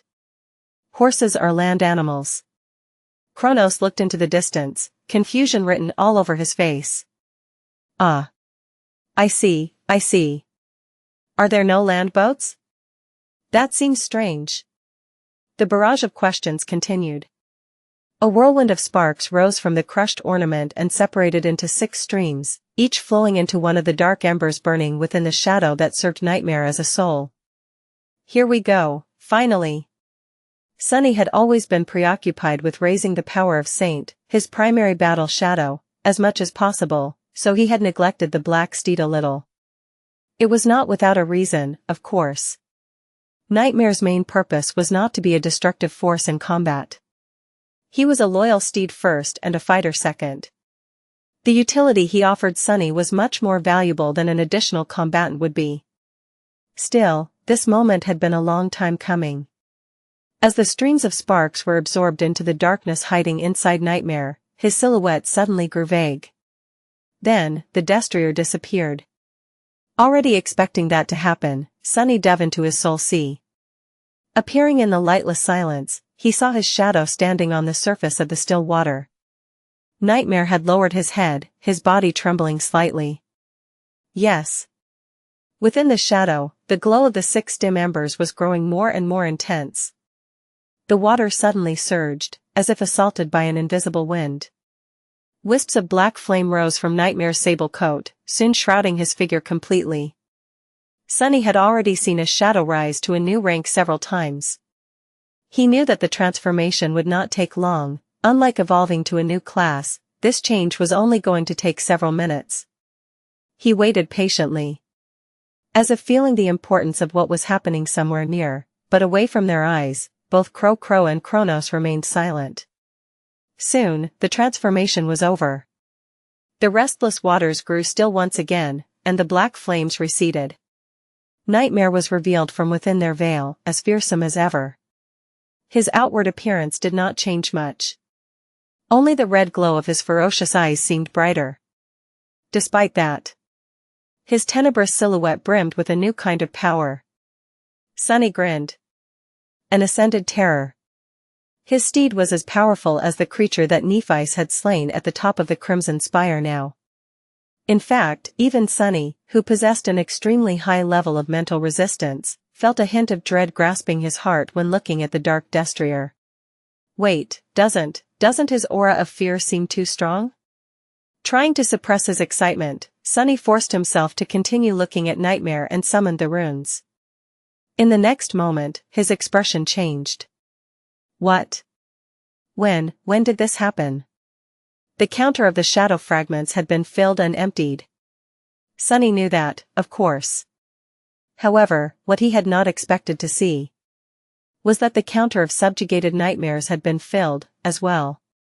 The Dream Curse, Nightmare's terror ability, was unlocked. Standing near Sunny, Kronos and a Crow Echo exchanged a confused look. Why did Lord Sunless seem so excited? The small bird tilted its head knowingly and cawed with a sense of superiority. Horse. Chapter 1367 Dream Curse. The runes shimmered in the darkness, surrounded by still silence. Hypnotized by them, Sunny read greedily. Shadow, Nightmare. Shadow rank, Ascended. Shadow class, Terror. Shadow fragments, 0 out of 300. He had known what to expect, but seeing the word Ascended still filled him with excitement. At any other time, Sunny would have lingered, enjoying the view of the changed runes, but he was much more interested in something else right now. His gaze slid lower. Shadow description: this beautiful steed was tamed by the treacherous lost from light in the depths of a harrowing dream. The two shadows battled across countless nightmares, shattering them all apart. Neither was willing to give up, so in the end, the nightmares did. Despite the excitement, memories of his dreadful battle with Nightmare made Sunny shiver. Shadow attributes: Swift, Dark Destrier, Dreadlord, Dreamwalker. The attributes were the same as before. His steed was swift, could travel through dreams, and grew stronger when feared or surrounded by shadows. Sunny's gaze finally settled on the string of runes that interested him the most. Shadow abilities: Flowing Shadow, Mantle of Fear, Nightmare, Dream Curse. His eyes widened slightly. The first two abilities had not changed. Flowing Shadow allowed Nightmare to move through shadows with stunning speed, as well as become one of them. Mantle of Fear was a powerful mental attack that induced terror in those affected by it. The second two abilities, though, the runes describing them were different. It happened faster than I thought. The Nightmare ability shared its name with the Black Stallion. At this moment, its description read: Nightmare ability description: this shadow can create and subjugate nightmares. The more nightmares serve it, the more powerful it grows, both inside and outside dreams. Dormant nightmares, 287. Awakened nightmares, 252. Ascended nightmares, 455. Transcendent nightmares, 6-inch. A lesser dream domain. Didn't it sound like something he had encountered before? For example, the dreamscape. A vast illusion maintained by the aspect of a certain saint, where countless people could combat each other without the risk of injury. Awakened used the public arenas for training, but there were private ones established for the government forces and the legacy clans, as well. There was even a version for mundane humans to enjoy. Was Dreamscape a type of lesser dream domain, as well? That would certainly make sense. There was another similar example, though. Sunny trembled. There was the spell and its nightmares. There was the dream realm itself. If there were lesser dream domains, there had to be greater ones, too, as well as those above them. If so, the souls destroyed within his shadow's dream maze were consumed, making the shadow stronger. What happened to the souls of those who died within nightmares? Of those who died in the dream realm? Of those infected by the spell? Was the spell feeding on the souls of everyone who carried it, and on the souls of everything those who carried it killed? The thought was terrifying. But still, it would make sense. Sunny lowered his gaze and stared at the fabric of an Anki's mantle. When an awakened conjured a memory, the memory was manifested from their soul essence. What were the worlds within nightmares manifested from? He turned his head and observed fallen grace. Finally, his gaze settled on Kronos. And when the nightmare was over, where did all the souls conjured into it by the spell go? Sunny had never seriously considered how the spell operated, simply because it was so powerful as to seem omnipotent. If one assumed something to be omnipotent, they would not question how it worked. Simply because its workings were beyond the realms of logic and reason. However, now, for the first time, he was starting to question if the spell was truly free from the laws that governed the rest of mundane things. Perhaps its scale was just so great that mere mortals like him were not capable of perceiving it. Or maybe he was wrong, and there was nothing in common between the principles of the dream curse and the spell. In any case, instead of thinking about things that are beyond my understanding, I should concentrate on what is in front of me. My ascended terror of a steed, and the curse he commands. It will surely be of help in this cursed tomb. Especially since there's a mad bastard around who is fond of visiting other people's dreams. Chapter 1368 Setting Sail. Not long after the Black Stallion's ascension, the day of their departure arrived. The weeks they had spent in fallen grace flew by fast, so fast, in fact, that Sunny was sad that they had felt so short. It was nice, spending time with Nephice and Cassie again. Back in the waking world, there had always been invisible walls between them, the great clans, the war, the complicated feelings of the past, the dark promises of the future. Updated from. But nightmares had a way of simplifying things. All of these matters had been made small and insignificant by the dire necessity to conquer the seed, and so Sunny found himself enjoying the feeling of closeness he had not felt in a long time. It was funny, really, ever since becoming a sleeper, he had been told over and over again how dreadful and deadly third nightmares were. And there was truth to these rumors, of course. After all, Sunny had already been forced to battle a damned great beast to survive here. But, strangely, most of his time in the tomb of Ariel had been rather peaceful. He had a feeling that peaceful days would become a thing of the past very soon, though. From today onward, theirs was a straight path. First to the dangerous waters where Effie and Jet were marooned. Then, to the mysterious city of Twilight, to find Kai and Mordred. And finally to Verge, the throne of the defilement. To burn it down and conquer the nightmare. Of course, the Chainbreaker was going to return to Fallen Grace between each step to resupply, receive repairs, and give its crew an opportunity to recover. But those stops would be brief and far between. For the remainder of the nightmare, Sunny and his companions would be going from one dire battle to another. Looking at the dreamlike view of the last city of the river people from the height of the temple's tower, Sunny sighed and looked at Cassie and Nephice. The suns had just risen, and the whole world was drowned in countless shades of red. Illuminated by the crimson blaze, both of them looked solemn and ready. He lingered for a moment, then asked, "Is it time?" Cassie nodded slowly. "It's time. Let's go." Together, they descended from the tower, past the grand hall of the temple, and walked outside. The blind girl's guards were following them from behind, just like always, but today, many more people had come to bid their Sybil farewell. Soldiers, artisans, and citizens of all kinds.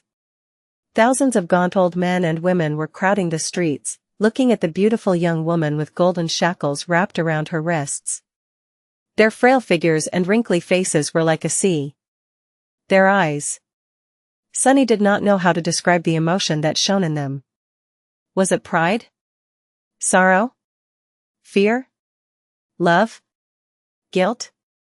Or all of it, fused together? Human beings were not that simple, after all. They rarely felt only one thing. Most of the time, their hearts were a irrational and contradictory mess of clashing and conflicting emotions. Will we manage to save these people? Or are they all doomed? It would have been an empty proclamation if anyone else had said it. However, for the people of Fallen Grace, Cassie was Dusk, the last Sybil, the oracle who had guided their people for many generations, and who knew the secrets of both the past and the future. Hearing her, they stared with wide eyes. In the next moment, a joyous roar rose from the crowd. Our Lady knows. She saw it. Victory! Our victory is assured. Staring at the celebrating old men, their sorrow gone, Sunny leaned slightly and asked in a whisper. You know? Did you receive a vision of fate? Cassie froze, then shuddered slightly. A moment later, she turned to him, her smile turning brittle. Her beautiful blue eyes were shining with the reflection of the crimson sky. She lingered for a bit, then answered. Who cares about fate? If fate is against us, we'll break it. Sunny stared at her, befuddled. The corner of his mouth twitched. Do you think it's easy to break fate? The blind girl lowered her head slightly and turned back to the crowd. Her quiet answer was almost drowned out by the joyous cries. No, it's not easy. It's not easy at all. Soon, the sails of the Chainbreaker were filled with wind. The graceful vessel moved slowly, leaving the voices of the crowd behind. The people of Fallen Grace watched as it sailed away, waving and wishing their lady good fortune in the days to come. But then, they disappeared from view, obscured by the crimson haze. There was nothing but a vast expanse of water left in front of him. The first of the many battles was approaching. Chapter 1369 Lost Library. Their first goal was to find Jet and Effie. Cassie had been able to determine the general area where they were marooned, but not why. She was also not sure what dangers awaited the Chainbreaker in that hazardous region of the Great River. However, she did have a lead. The problem was that this lead was buried in one of the lost temples of Fallen Grace, the palace where a defiled Sybil had once been entombed alive. During the battle for the city, the temple had been unsealed, and the island ships that could not be saved were abandoned. Cut free, they had been left to the currents. The rest of the flotilla fled upstream, where it remained to this day. Nevertheless, the Chainbreaker was moving into the past once more, searching for the lost districts.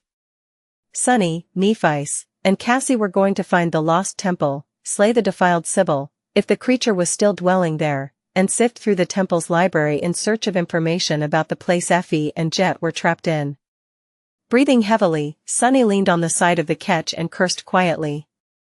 The ketch had been patched up and repaired, as well. With its masts dismantled and stored, it resembled a proper lifeboat. The craftsman of Fallen Grace had also constructed an actual nest for it, with ropes and pulleys to lower the ketch into the water and hoist it back up again when needed. Nephice was at the stern, controlling the ship, while Cassie was examining the damaged essence lines of the ancient vessel nearby. Looking at her, he decided to rest for a few minutes and asked somberly, "Why wasn't that Sybil killed after succumbing to the defilement, anyway? Simply sealing the temple does not seem like a reliable solution.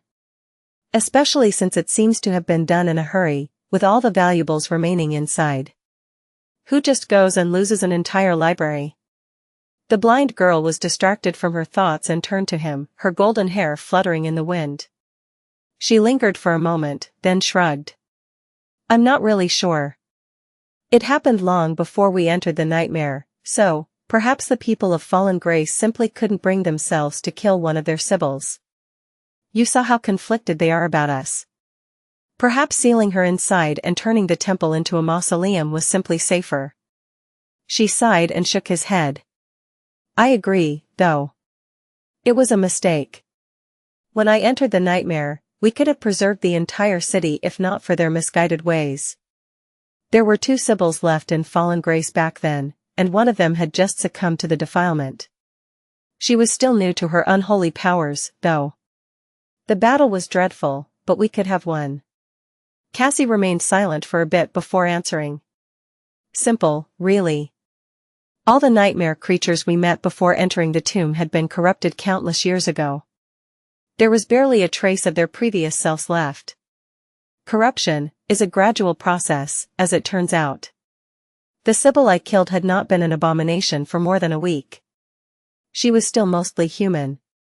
The other, though, had spent a long time sealed in that temple. The thing that broke free from it could barely be called a human. Its powers were greater, and it was much more used to them, as well." Sunny sighed. It made sense. With his curiosity satisfied, he decided that it was time to get back to the arduous practice. He was trying to master the sorcery of names. Sadly, Sunny was making 0 progress. Learning the names themselves was not too hard, at least not the simple ones Nephice had done her best to teach him.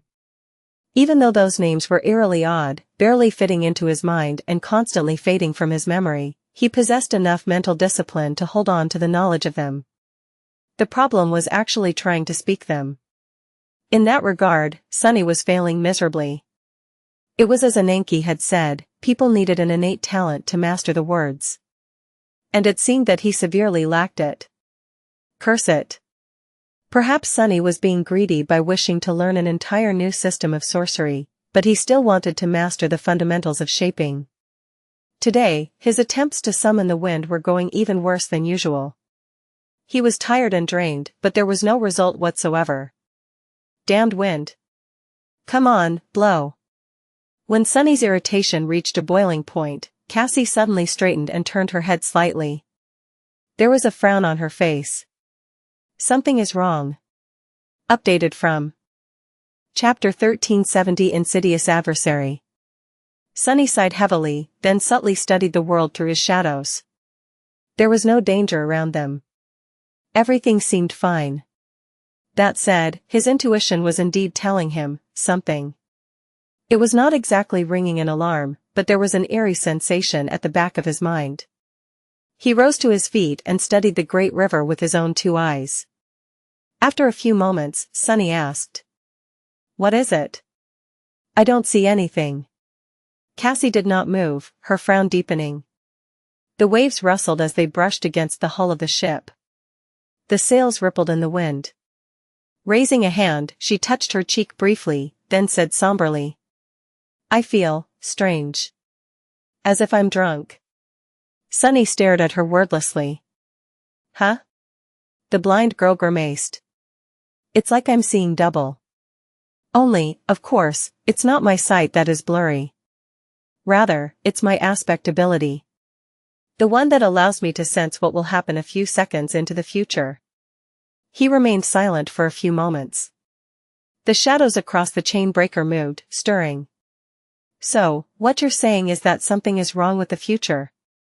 Cassie hesitated a little. Or at least with my ability to perceive the future. That was a rather terrifying thing to hear. Sunny looked around once more, noting how peaceful their surroundings looked. The sky was burning beautifully with countless shades of red, with not a cloud in sight. The surface of the flowing river was spotless, with nothing hiding beneath it. And yet, there was something sinister happening to the world, unseen and imperceptible. If not for the keen senses of the Oracle, none of them would have known that something was wrong. Let's go. Taking Cassie by the wrist, Sunny guided her to the stern of the ship, where Nephice was holding the steering oar. He had not had to guide the blind girl in a long, long time, but now that her aspect ability was compromised, she must have been disoriented. Even if she was looking at the world through his eyes, that was not the same as perceiving it with her own senses. What the hell is happening in this damn tomb? And then, we three go searching for her. And just at that moment, Cassie's ability to perceive the future starts behaving weirdly, while our ship is inexplicably moving in a direction that it's not supposed to be moving. Wouldn't you say that it's quite possible that this primordial horror of a defiled abomination is more than likely to possess powers that have to do with affecting the flow of time, or at least the probability of things happening? Cassie and Nephice paled a little. After a while, the blind girl asked. That sounds too fantastical to be true. A power to change probability? Even if she is a tremendously powerful corrupted abomination of unknown class, that's a bit too much. Don't you think? Sunny shrugged. No, I don't. Too fantastical? We are inside a huge pyramid, sailing on an endless river that flows through time, suspended in the middle of a bottomless abyss. Oh, and it's all made from the corpse of an unholy titan. I don't think that there can even be something too fantastical, anymore. He grimaced, then added in a stifled tone. As for how unimaginable a power that affects probability would be, aren't you forgetting something? I've been suffering from a similar kind of thing since before I became a sleeper. Only, in my case, it's not me who is affecting probability, rather, improbable things have a way of pulling me toward them. In any case, the result is the same. The three of them remained silent for a few moments. Then, Nephice said calmly. So what? Sunny blinked. So what? You are not wary of an enemy who can literally change the future as they see fit? She leaned back, then shrugged with indifference. There are obviously some limits to that power, if you're even right about its nature. Otherwise, we would have died from heart attacks or been hit by stray lightning already. Why don't we just go and kill that Sybil, anyway? Do I need to remind you too that we also have the power to change the future? Sunny and Cassie were confused. The blind girl tilted her head a little and asked. We do? Nephice nodded.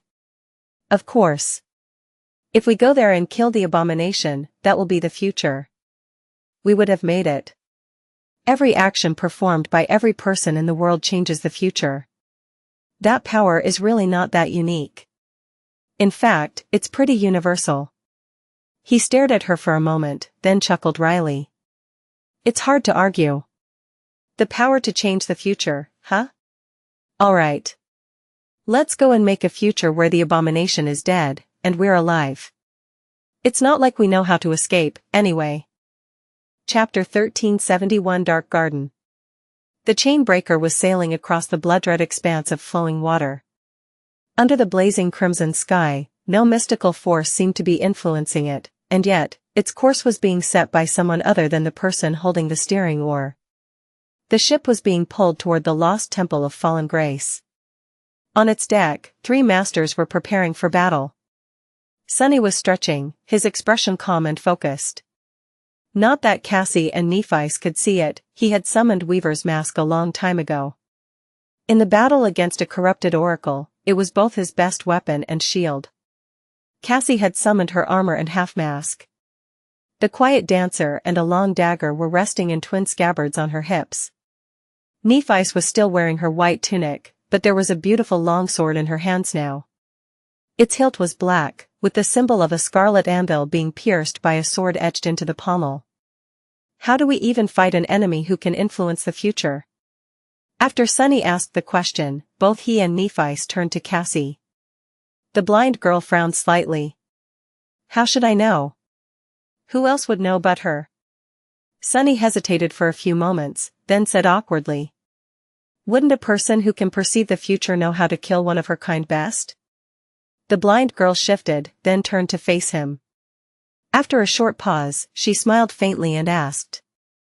What, haven't you thought about how to kill someone like me before? A lot? He coughed. Never crossed my mind. Hearing him, Cassie laughed.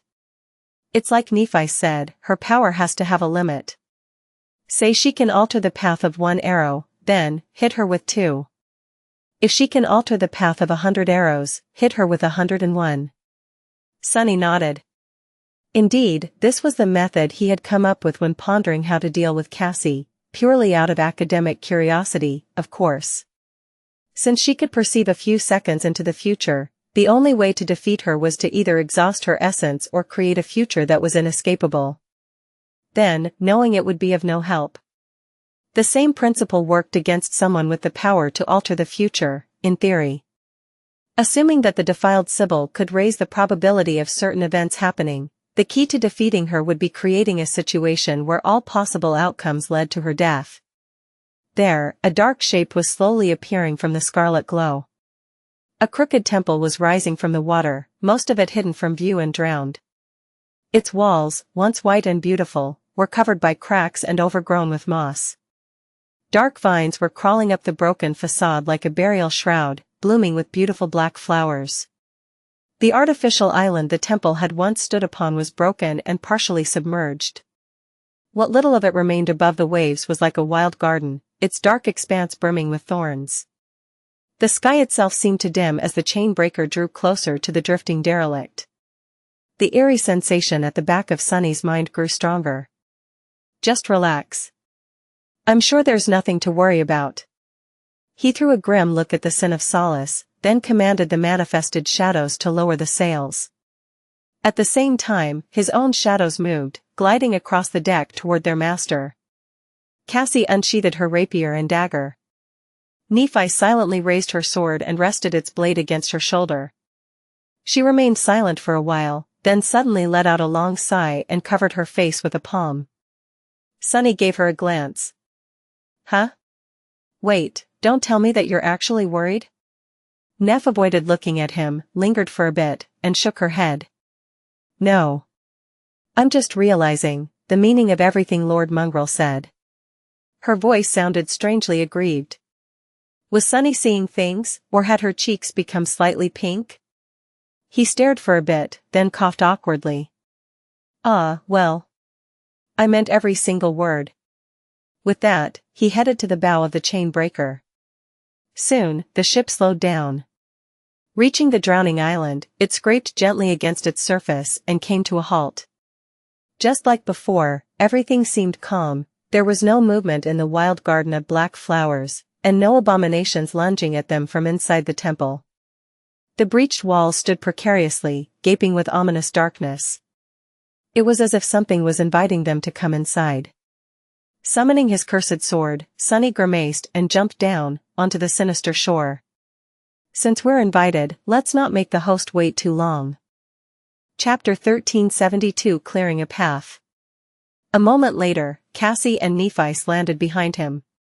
The water splashed quietly as it licked the shore of the drowned island, the black vines glistening with crimson luster in the blaze of dusk. Apart from that gentle sound and the whispers of the wind, the dark garden was silent. Sunny lingered for a few moments, extending his shadow sense outward. Eventually, he shook his head and said warily. There's movement. Updated from. Which meant that there was none. The dark vines also did not seem to exude poisonous mist, and neither were their black flowers full of parasitic pollen. As far as Sunny could tell, the Garden of Thorns was entirely safe. They were not taking any chances, though. Taking a step forward, Nephi silently raised a hand. Wisps of white flame rose from her skin, and then suddenly shot forward in a rain of incandescent drops.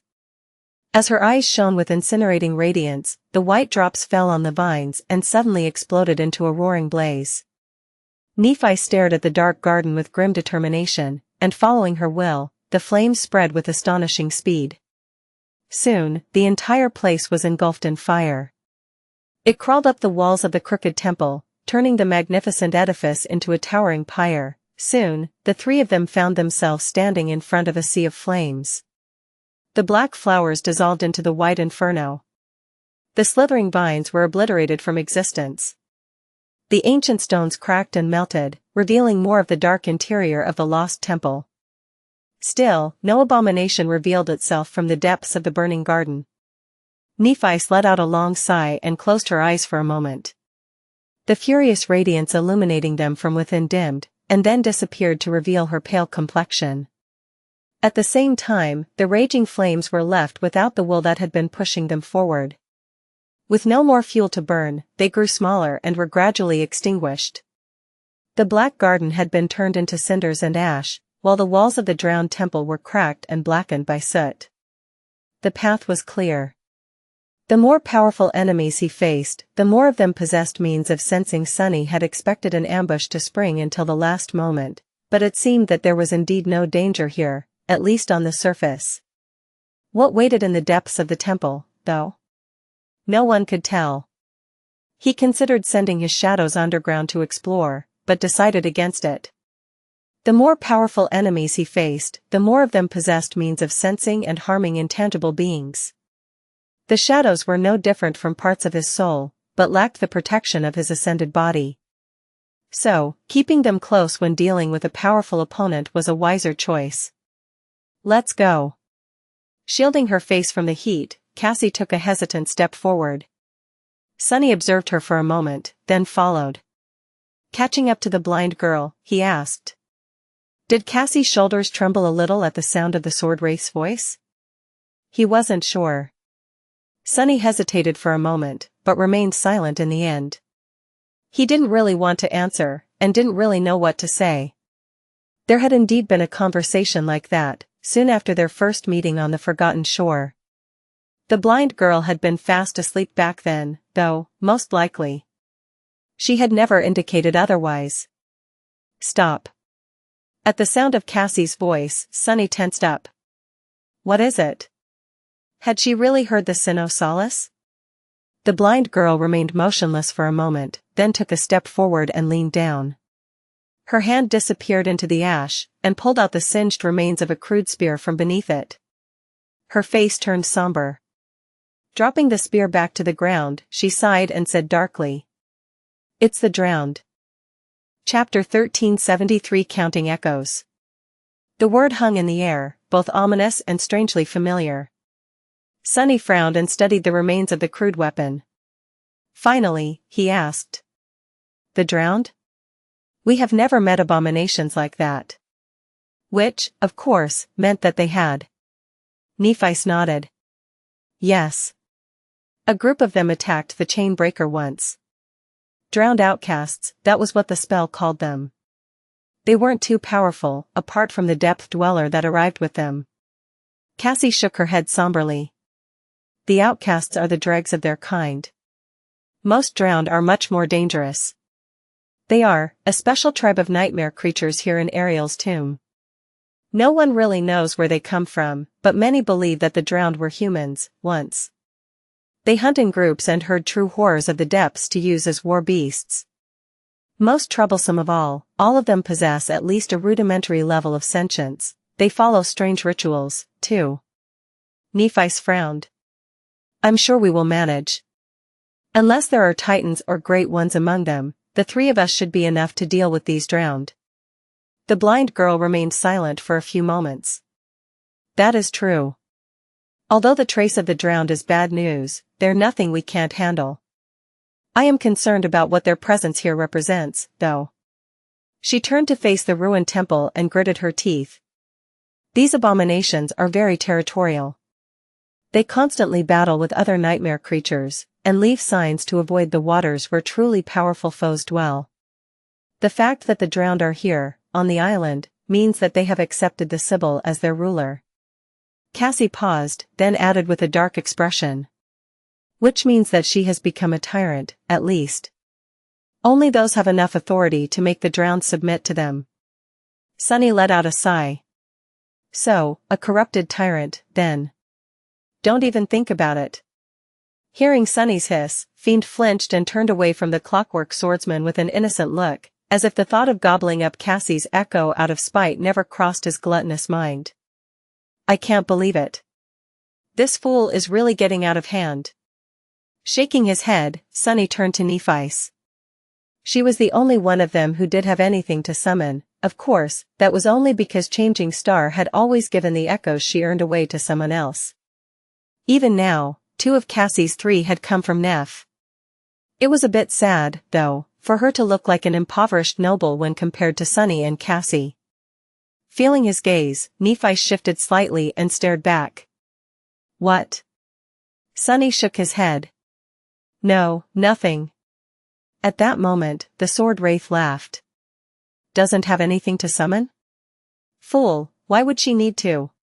She already has a mighty shadow following her around, ready to satisfy her every whim. That's you. You're her echo. So, in a way. Nephice has 4, while Cassie has 3. You, on the other hand, don't even qualify to be compared to them. The Sin of Solace paused, then added with a smile. Ah, don't forget that it was the blind traitor who turned you into an echo, to begin with. Sunny's face twitched. Cassie, meanwhile, scowled and started walking toward the temple. Come on. We should finish her off before night comes. He gritted his teeth and followed, furious at the fact that the apparition's words had gotten to him. Approaching the breach in the wall of the crooked temple, the small, but extremely powerful cohort of masters, shadows, and echoes dove into the sinister darkness. Chapter 1374 Drowned Temple. Damned sword. Making his way into the ruined interior of the temple, Sunny was seething with dark emotions. What did the Sin of Solace even want? One moment, he was fanning the flames of guilt Sunny might have felt about how he treated Cassie in the past. The next moment, the wraith was reminding him of what had happened, and of how cruelly she had betrayed his trust. Well, it was perfectly clear what the apparition wanted. The bastard wanted to drive him mad. And he was. Sunny was mad. No matter how much he understood why Cassie had done what she did, and no matter how many times he told himself that her actions had ended up saving Rain from being killed by nightmare creatures, and him from dying in the nightmare desert or becoming Mordred's slave, no matter how many things they had gone through together after the Forgotten Shore and how much their relationship had improved and deepened. At the bottom of it all, Sunny was still hurt, resentful, and angry at Cassie, while at the same time caring deeply about her. It was a proper mess. Updated from What Else Is New? It had been for a while. This place is not creepy at all. Jumping down from a pile of rubble, Sunny landed in shallow water. The interior of the lost temple was drowned both by stale water and darkness. Since the island ship was tilted and partially submerged beneath the waves, the long corridors with high ceilings were tilted as well. The 3 of them had to walk awkwardly, stepping on the walls with one foot and the cracked floor with the other. Not to mention that there was rubble everywhere, forcing them to jump or climb over the natural barricades obstructing their path. If there was one good thing about the situation, it was that none of them was oppressed by the darkness. Sunny could see in it perfectly fine. Cassie did not need sight at all, while Nephice was capable of lighting her own path. I think he is trying to say that this place is really creepy. It's alright to be afraid. He was sure that he'll feel better after putting down another one of these defiled oracles with his own 2 hands. We are getting closer. Cassie's words were sobering. Soon, they arrived in front of a huge, intricately engraved door. Its wood was wet and rotten, with illegible runes covering the dark surface. Sunny suspected that these runes were a part of a sorceress' seal once. Now, however, they were damaged beyond recognition and lifeless, devoid of any kind of power. For a moment, he considered turning around and leaving the sinister temple the way he had come. But of course, he wouldn't. The defiled Sybil had to die, both for the future of fallen Grace and for the sake of Effie and Jet. Sunny took a deep breath and wondered if his resolve to slay the abomination was the result of the creature manipulating the future, as well. Had she pulled forward only those of the possible futures where the three humans were adamant on arriving in front of the ancient door, with not a slither of hesitation in their minds? The thought made him shiver. To hell with this. Gritting his teeth, Sunny glared at the door, and then delivered a devastating kick to it. Turning into a rain of rotten debris, the massive gate flew off its hinges and cluttered down, into the dark expanse of a partially flooded hall. It was then that he felt it, a massive shadow stirring underwater, its slumber broken by the sound of the breaking door. There were countless smaller shadows hiding in the darkness of the drowned hall, too. And at the far end of it, an especially elusive one. A harrowing specter that made his hair stand on end. Sunny's entire attention was drawn to the enormous creature that had been sleeping in the heart of the lost temple, though. Belatedly, he remembered Cassie's words. They hunt in groups, and herd true horrors of the depths to use as war beasts. One such horror, it seemed, had somehow found its way into the inner sanctum of the defiled Sybil's tainted stronghold. Chapter 1375 Spoiled for Choices. The dark surface of the water exploded, and a gargantuan shape rose from beneath it. Sunny struggled to contain his revulsion as he saw its grotesque form. The creature looked so appalling and alien that he did not even know how to describe it. It was as if a mass of slithering eels was wearing a messy cloak of tangled seaweed, its countless limbs 10 times longer than its vague, slender body. How did it even manage to stay hidden? The great hall of the lost temple was flooded, but the water was not that deep. As the revolting depth-dweller continued to reveal its twisted shape, the dark water boiled, and countless drowned revealed their presence. These ones were similar to the abominations that had attacked the chain breaker in the past, but also different.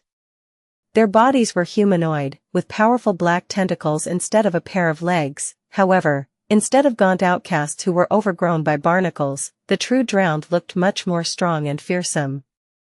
Their weapons were of much higher quality, and some even wore strange but durable armor made out of shell and bone. The black eyes of the sentient nightmare creatures burned with bloodlust and malice. Damnation! Most of them were corrupted demons, while the few most powerful ones seemed to be devils. And then there was the Sybil herself, of course. Sunny still couldn't see her clearly. By the standards of the waking world, the three of them were a truly formidable battle force. Sunny was pretty sure that he and Nephice were among the most powerful ascended humans to have ever lived, with Cassie trailing not far behind them.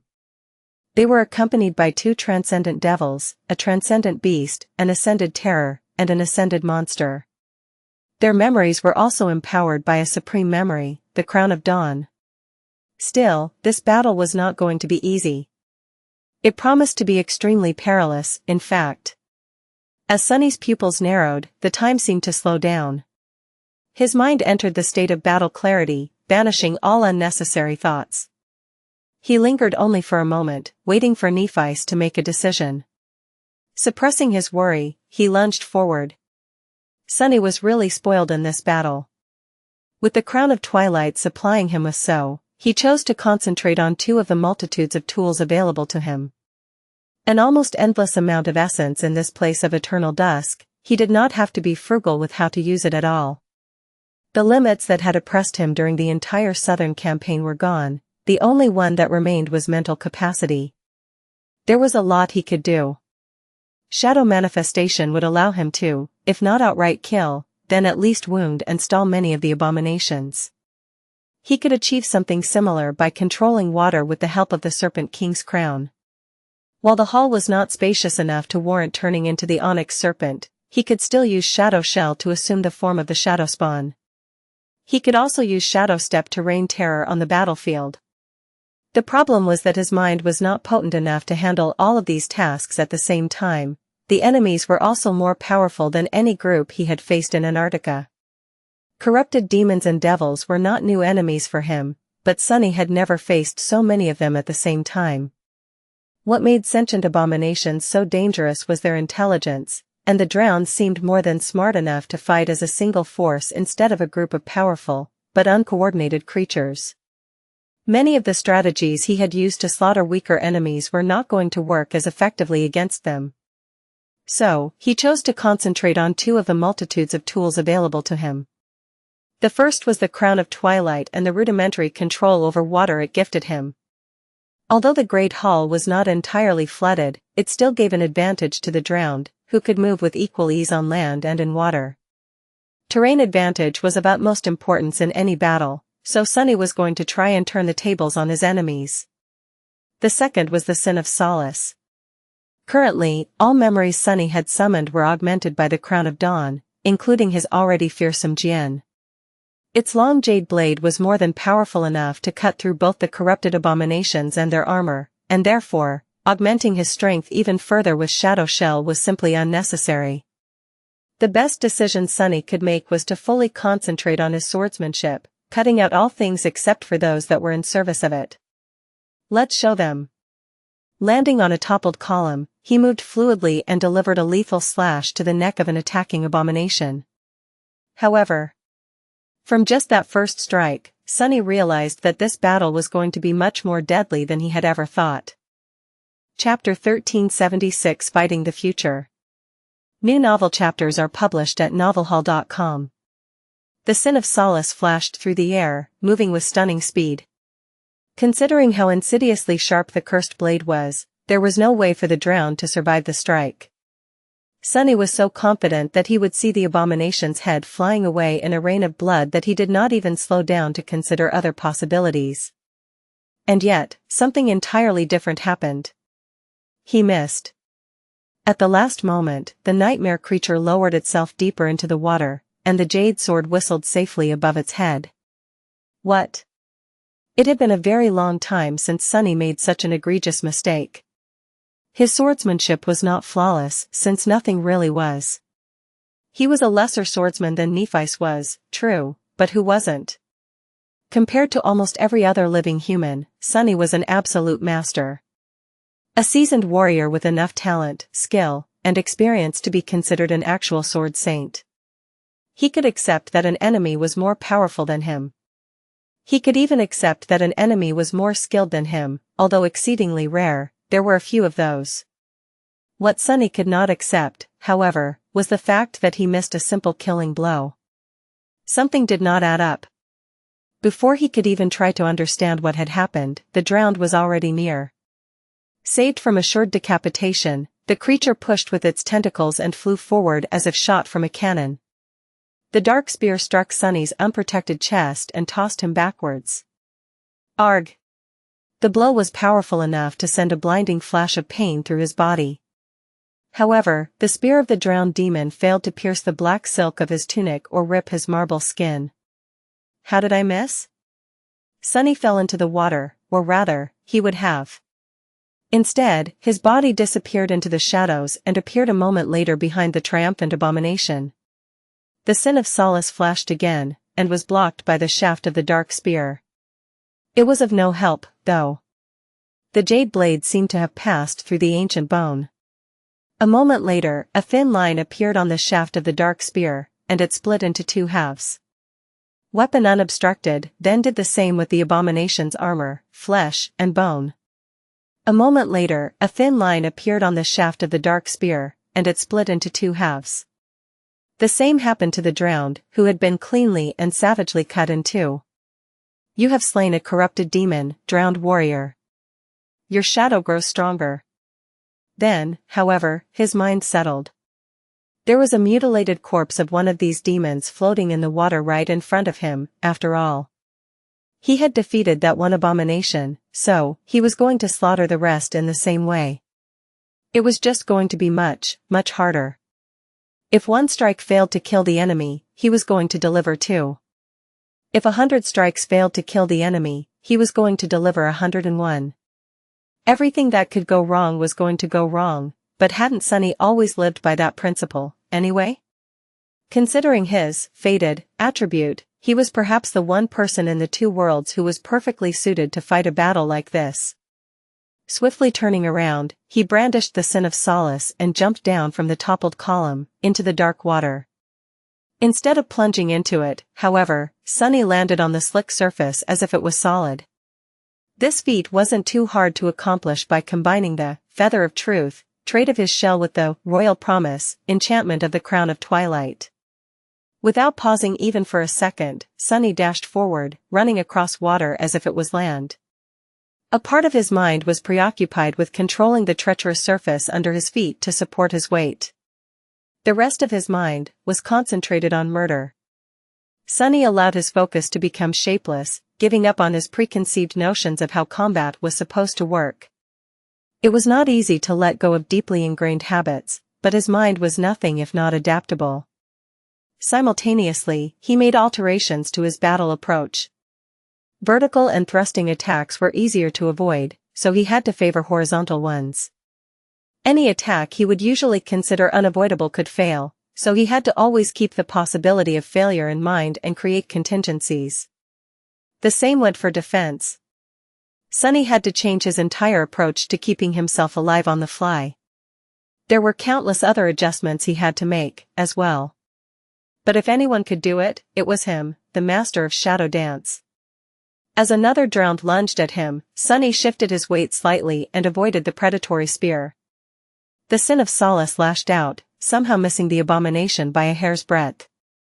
However, in the next moment, the nightmare creature still fell into the water with a severed neck.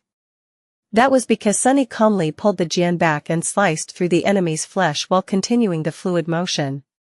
Behind the fearsome mask, his lips twisted in a vicious grin. That works. The darkness of the flooded hall exploded into a cacophony of violence. Chapter 1377 Battle in the Shallows plus, Turn off reset. Chapter 1377 Battle in the Shallows. The ancient temple was quaking from the furious clash between the monstrous dweller of the depths and Nephites. Flashes of blinding white light and waves of incinerating heat tore the darkness apart, sending the deep shadows drowning the dark expanse of the flooded hall into a demented dance. Sunny danced with the shadows like a specter of death. Wreathed in a billowing black mantle, his figure had turned vague and elusive. He moved across the restless surface of the black water with stunning speed, no different from how he would have moved on solid ground. Sunny's attacks were lethal, unpredictable, and almost impossible to trace. It was as if he was nowhere and everywhere at once. Due to his speed and the ability to step through shadows, it seemed that the dark figure wearing the fearsome black mask was in several places at the same time. So was the merciless blade of his jade longsword, hissing furiously as it cut everything in its path. The cursed Jian cruelly reaped the lives of the drowned. Still, Sunny was struggling. He was struggling enough to not want to admit it. Beneath the polished black wood of his mask, beads of sweat were rolling down his pale face.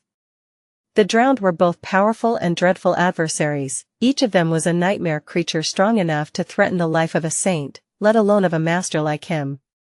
Their black tentacles allowed them to move at a speed that was no less stunning than his, and made their movements hard to predict. More than that, the tentacles were both supremely flexible and mighty enough to crush enchanted stone with ease. Being caught in their vile embrace meant certain death. The creatures possessed a pair of human hands, as well. They were insidiously cunning and wielded their weapons with devious skill. Worse than that, the drowned feared neither pain nor death. They knew only a dark and cold resolve to see the enemy fall. A foe like that was the worst nightmare of an awakened, especially when there were so many of them. And that was without even considering the eerie power of the Sybil who was twisting the future in favor of the abominations. It was because of her influence that Sunny felt like he was not even one mistake away from dying, but rather one step behind staying alive. Damnation. It was hard, too hard. Sunny was overcome by a bizarre sensation. He knew for a fact that he was just as skilled as he had been before venturing into the flooded temple, but at the same time, it was as if he was back in the crimson labyrinth of the forgotten shore, unsure of his footing and ignorant of how to wield a sword. The sense of control and clear understanding he had become accustomed to were gone, replaced by uncertainty. His attacks routinely missed the intended target, while the enemies appeared where he had not expected them to be. Sunny felt like he was stumbling blindly in the dark. While the taciturn knight seemed to have been able to adjust to the eerie influence of the Sybil due to her sublime mastery of combat, Fiend simply gave up on trying and chose to overpower the enemies with brute force instead. A barrage of blows rained on his polished black armor, but none of them were able to dent it yet, let alone pierce it. When the infernal ogre found himself surrounded and in danger of being pulled under the water, he simply used Shadow Step to escape and savagely attack the enemies from behind. Just like Sunny's other two shadows, Nightmare received the help of a shadow as well. The tenebrous stallion leaped high into the air and landed in the midst of the drowned, using his fangs, horns, and hooves to crush and savage them. His sable coat was glistening in the bloody darkness, and the fearsome aura of dread emanating from him made the abomination sluggish. The drowned were a whole rank above the dark destrier, but several classes below him. Empowered by the shadow, the darkness shrouding the flooded hall, the fear of his enemies, and the army of nightmares residing in the lightless abyss that served him as a soul, the dreadful stallion was more than capable of holding his own in this fight. That said, Nightmare was not a creature suited best for direct combat. He was mostly relying on his speed and agility to stay ahead of the enemy while savaging them with his attacks. It was also not easy for him to lull enemies of a higher rank into slumber. While insidious and terribly destructive, his dream curse required time to infect its victims. Nevertheless, it seemed that all the drowned in the temple were suffering from the initial stages of its effect. It was as though they were all slightly drowsy, their movements lacking full force and precision. Nightmare was helping not only himself, but also everyone else fighting against the defiled Sybil and her minions. Cassie's echoes joined the battle, too. The clockwork man jumped into the water, his movements both fluid and strangely jarring. The four blades held by the artificial echo spun, slicing and dicing the flesh of the enemies. Most of the strikes were stopped by the armor of the drowned warriors, but not all of them. Dark blood flowed into the cold water. The echo of the defiled Sybil attacked, as well. Slithering eel-like tendrils extended from beneath her red skirt, and the slender figure, which once seemed like a human, suddenly rose high above the battlefield. Moving with terrifying speed, the creature lunged forward and grabbed one of the demons, rising the abomination above the water. As soon as the drowned warrior peered into the echo's eyes, his body convulsed. An indescribable sound escaped from the mouth of the demon, followed by a fountain of blood. A moment later, the lifeless body was tossed to the side like a rag doll, and the echo was already moving to find the next victim. The battle raged, making the water boil and shaking the ancient temple. Only two figures remained aloof and motionless in the flooded hall. Once was the defiled Sybil, who observed the bloodshed from a distance. The other was Cassie, who was observing the Sybil. Chapter 1378 Graceful Blade. Damn, that hurt. Sunny stumbled back, feeling his hand tremble. He was too slow and failed to avoid an attack, or rather, he was fast enough, but the attack still passed his defense, somehow. Knowing that it could deal serious damage, he had no choice but to block it with his forearm. His fingers momentarily lost strength, and the hilt of the Sin of Solace slid from them. Luckily, he was holding the great Jian with both hands, so it did not fall into the water. Still, losing the leverage prevented Sunny from delivering a truly powerful blow. The jade blade sliced through the drowned warrior, but the damage was not fatal. The entire hall suddenly quaked, and pieces of debris fell from the ceiling. The water flooding the dark expanse surged, and a tall wave spread from where the depth dweller struck down, trying to crush Nephi's with its entire weight. Stepping on the wave, Sunny allowed it to move him out of the path of a jagged harpoon and lunged into another attack. He had killed plenty of abominations already, but he had also taken a beating. Right now, the flooded hall was engulfed by violence. Sunny, Saint, Fiend, Nightmare, and the two echoes were resisting the dreadful advance of the drowned guardians while Nephi was fighting the gargantuan monstrosity. Cassie was still at the entrance to the hall, motionless. Her eyes were obscured by the silver mask, but it seemed as though she was looking directly at the defiled Sybil, ignoring the furious havoc of the battle separating them. He gritted his teeth, worried. Had Nephi made the right choice? Sunny knew that she had. Out of the three of them, he was best suited to face a large group of enemies due to his aspect and his shadows. Cassie had no combat ability to help her fight the horror of the depths, which meant that Neff had to.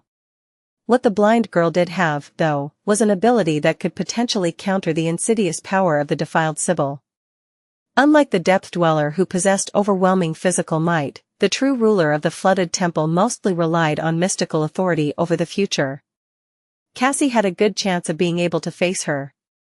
So, while Neff's decision was not exactly right, it was the best one in this dire situation.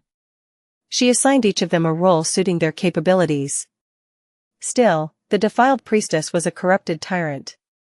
She was a creature of the same caliber as the remnant of the Jade Queen. A dreadful beetle Saint Tyrus had fought a bloody battle within Antarctica. More than that, the Sybil could potentially counter Cassie's aspect instead of the aspect countering her unholy powers. Would Cassie really be able to survive facing an abomination like that? In that moment, however, the Sybil's terrifying maw opened. Sunny had expected to hear a deafening roar, but what came out of the creature's maw was a deep, rumbling, inhuman groan instead. Dusk. Hearing that voice, Cassie sighed quietly, and lowered her weapons. Chapter 1379. A step forward. What the hell is she doing? Sunny dodged a fearsome attack, feeling the wind raised by the abomination's spear throw his hair into disarray. As a chill crept up his spine, he sidestepped a black tentacle that insidiously shot at him from beneath the water, and prepared to dive into the shadows to come to Cassie's aid. However, he did not get a chance to. Right at that moment, the water which he had been using for footing suddenly tore free of his control. With no time to react, Sunny plunged into its cold embrace.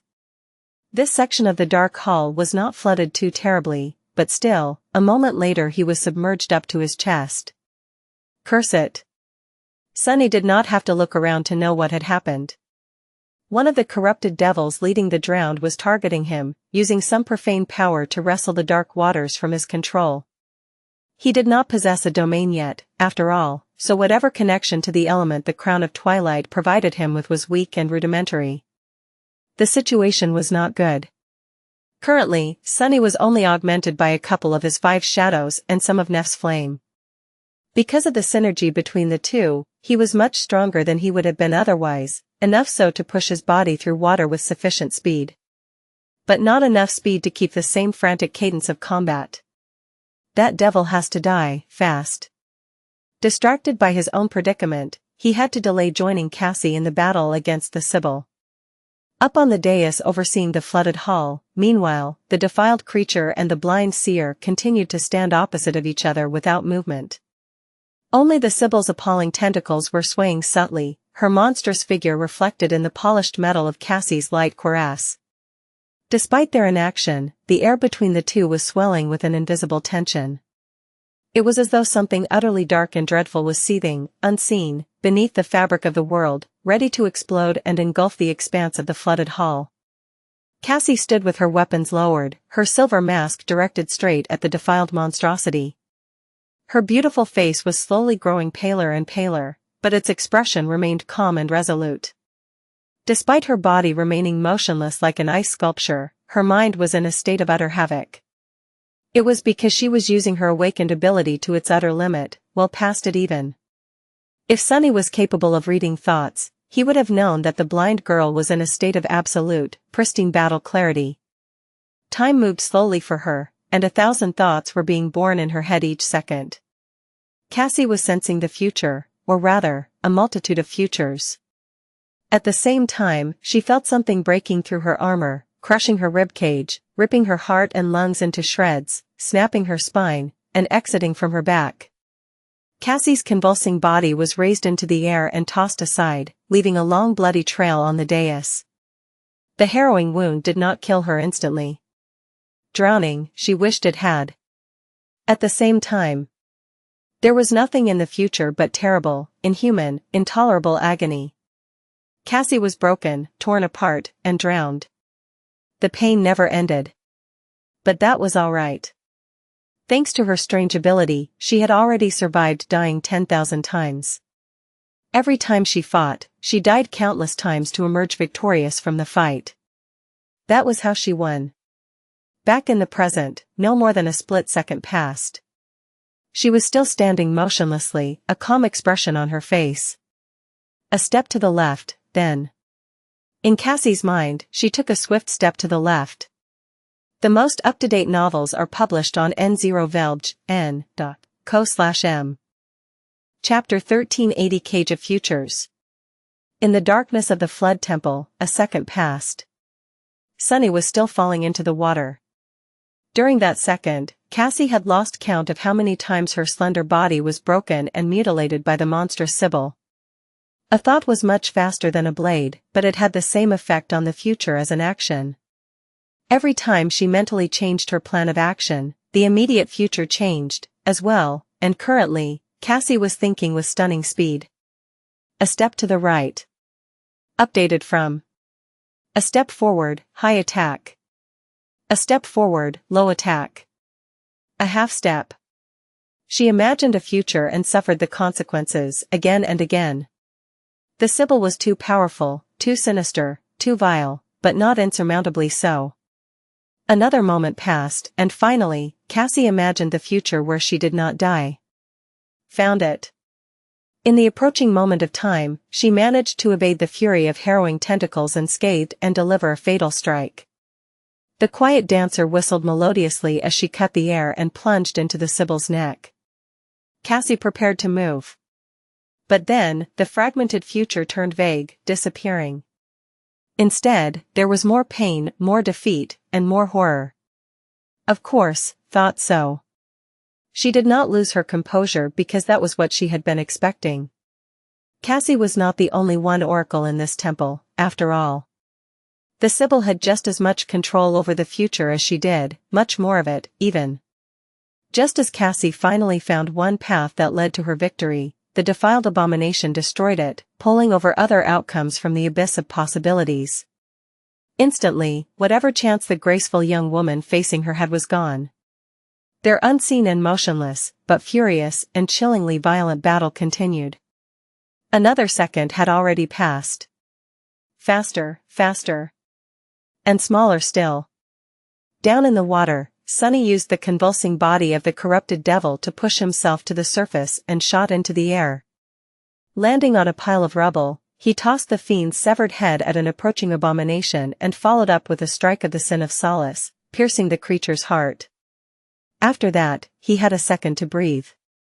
Turning swiftly, Sunny looked at the dais where Cassie was facing the Sybil. He was both surprised and intensely relieved to realize that neither of them had moved, still. Strange. Spreading his shadow sense through the battlefield, he allowed himself a split second to evaluate the situation. Nephi's and the horror of the depths seemed to be in a stalemate. The abomination's body was too alien and vast for her to deal fatal damage to it, while the abomination itself was not smart enough to catch the supremely skilled and calculating human with a devastating strike. His shadows were in the middle of a furious battle. Neither saint nor fiend were seriously injured, although there were several dents on the infernal ogre's armor. Nightmare had avoided being seriously wounded due to his speed and agility, for now, but there was already blood on the tenebrous stallion's sable coat. The two echoes were mostly intact, as well. The Sybil was cruelly vivisecting a drowned champion, while the four-armed mannequin had lost one of his 4 blades. The latter echo was struggling. No choice. Sunny had to help Cassie, even if it meant abandoning the battle with the drowned and throwing more pressure at his subordinates. A moment later, he was already leaning to step through the shadows and appear on the dais. But at that same moment, Cassie finally moved. A split second before, she had been frozen like an ice sculpture, but then, abruptly, she was already in motion.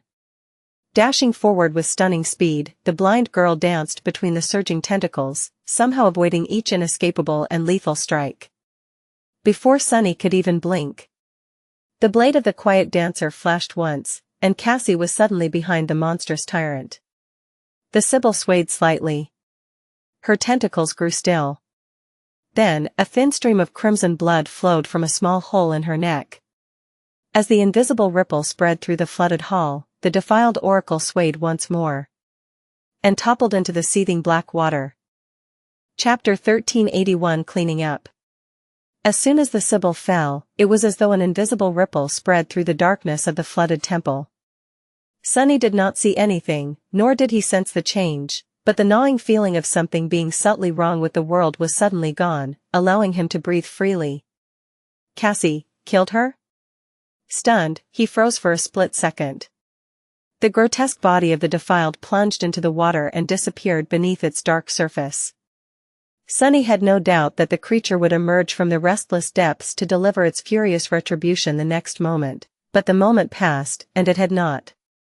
The glossy black surface remained unbroken. She did.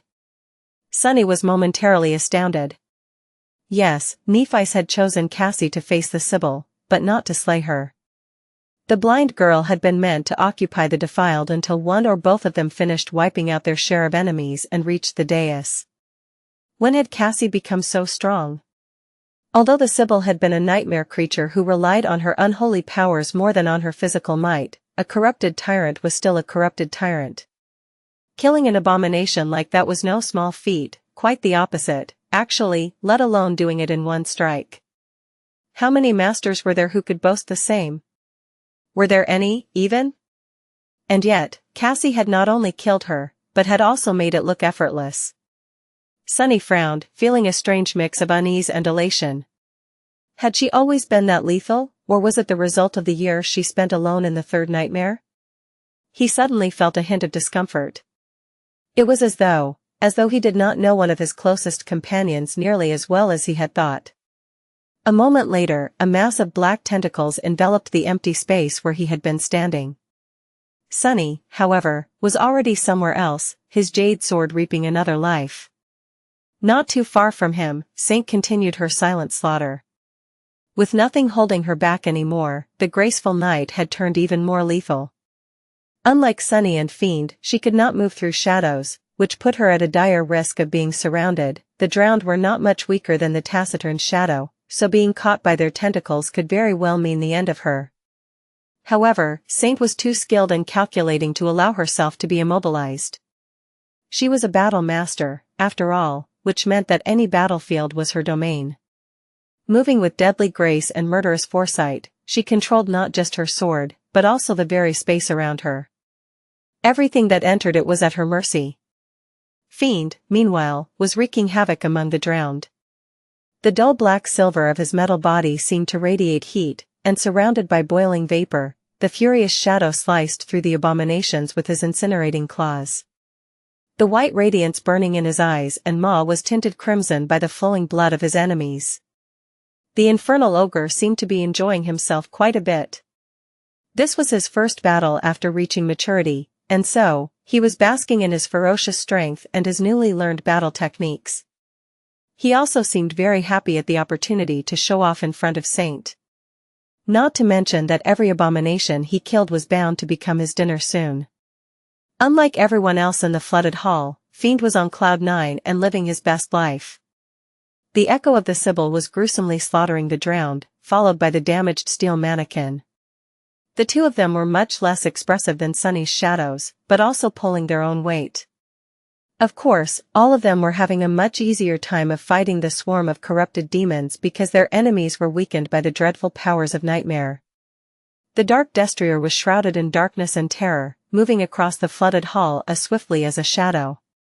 His adamantine fangs, horns, and hooves had broken and mutilated many abominations already, but judging by the menacing crimson glow of his eyes, the stallion's fury was nowhere near being satiated. The battle was still perilous and dire. But its outcome seemed more and more certain with every moment. Chapter 1382 Long time coming. The breaking point of the battle happened when the massive body of the depth dweller finally collapsed into the boiling water. Many of the monstrous creature's limbs had been severed, its mantle of rotting seaweed had been devoured by flame, and the slithering mass of eels comprising its gaunt body had been charred, sliced open, and pierced through. After a long and arduous fight, Nephi's had finally killed the abominable giant. By then, Sunny and his shadows already sensed that the drowned were wavering. Once Neph joined the fight against the demons, the scale swung in favor of the cohort drastically, and before too long, the last of the sinister creatures was slain. Suddenly and without warning, the dark expanse of the flooded hall turned silent. The only thing Sunny could hear was the sound of water streaming through the cracks in the ceiling. He looked up. This place is not going to collapse, is it? But then, suddenly, there was another sound. A ghastly, repulsive squelching of flesh being torn.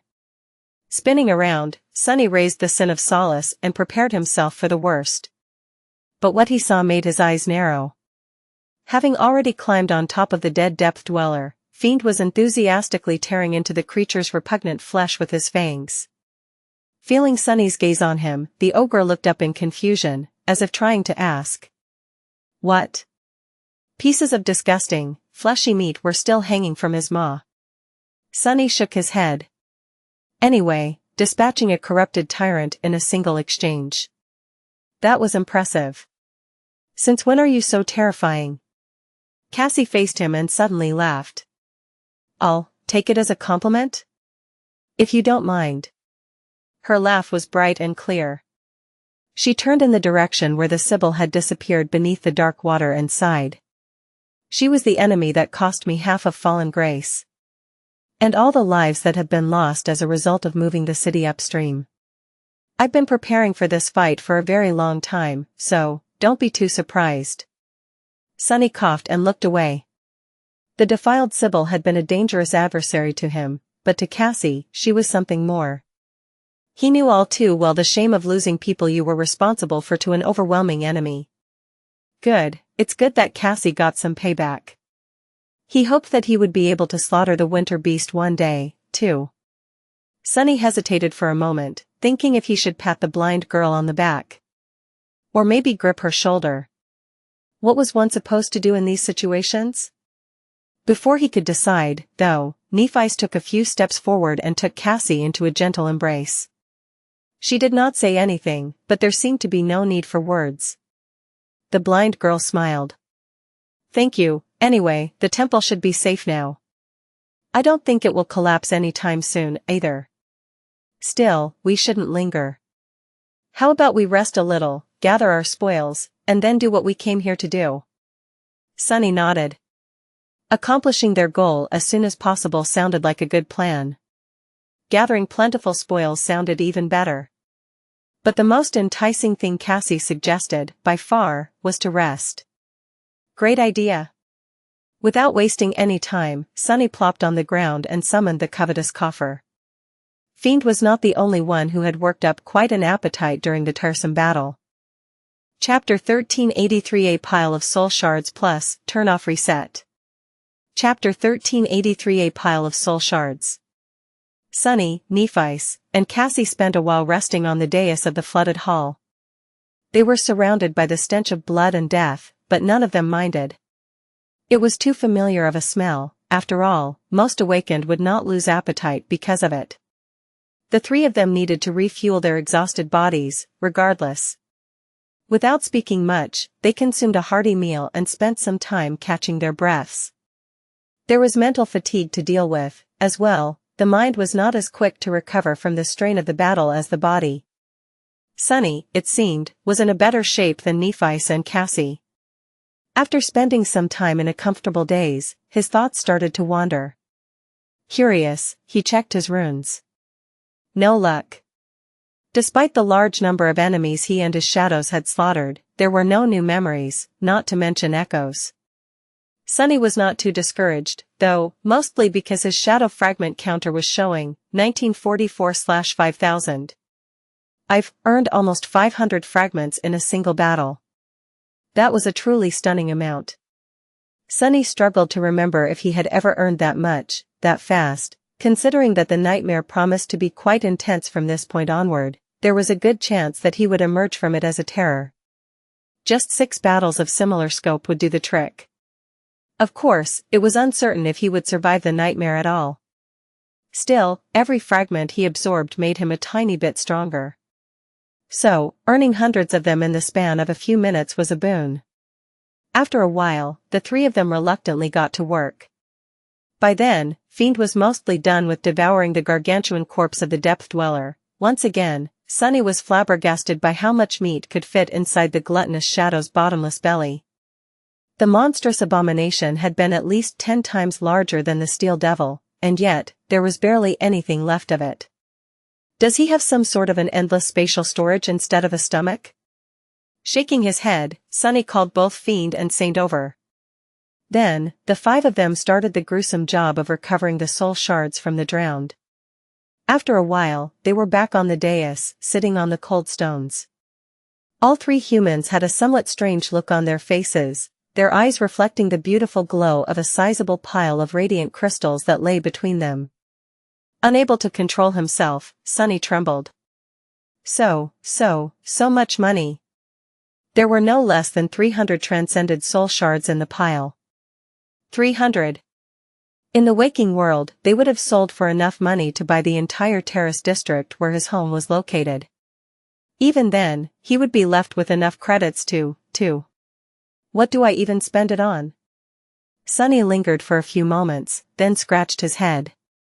I don't know about you great legacies, but this just seems too extravagant. I knew that third nightmares were something else, but still. Pretty. Then, Sunny coughed. I mean, this mountain of wealth, can there be a prettier sight? Too bad it's going to be all gone soon. Yeah. Forcing himself to look away, he glanced at Cassie. The blind girl seemed to have regained some of her liveliness, but she still looked unsteady. He summoned the endless spring and offered it to her. Cassie must have been low on essence, because she didn't see his gesture. That probably meant that her aspect abilities were not activated, leaving her truly blind, just as she had been as a sleeper. Sunny lingered for a moment. Calling out to her, he gently grasped her wrist and placed the memory into her palm. Here. Drink some water. She held the endless spring for a bit, then brought her other hand closer and traced the shape of the beautiful glass bottle with her fingers. A subtle smile appeared on Cassie's lips. Bringing the bottle to them, she took a few sips of the cool, refreshing water, and offered the endless spring back to Sunny. Thank you. Dismissing the memory, he remembered the past.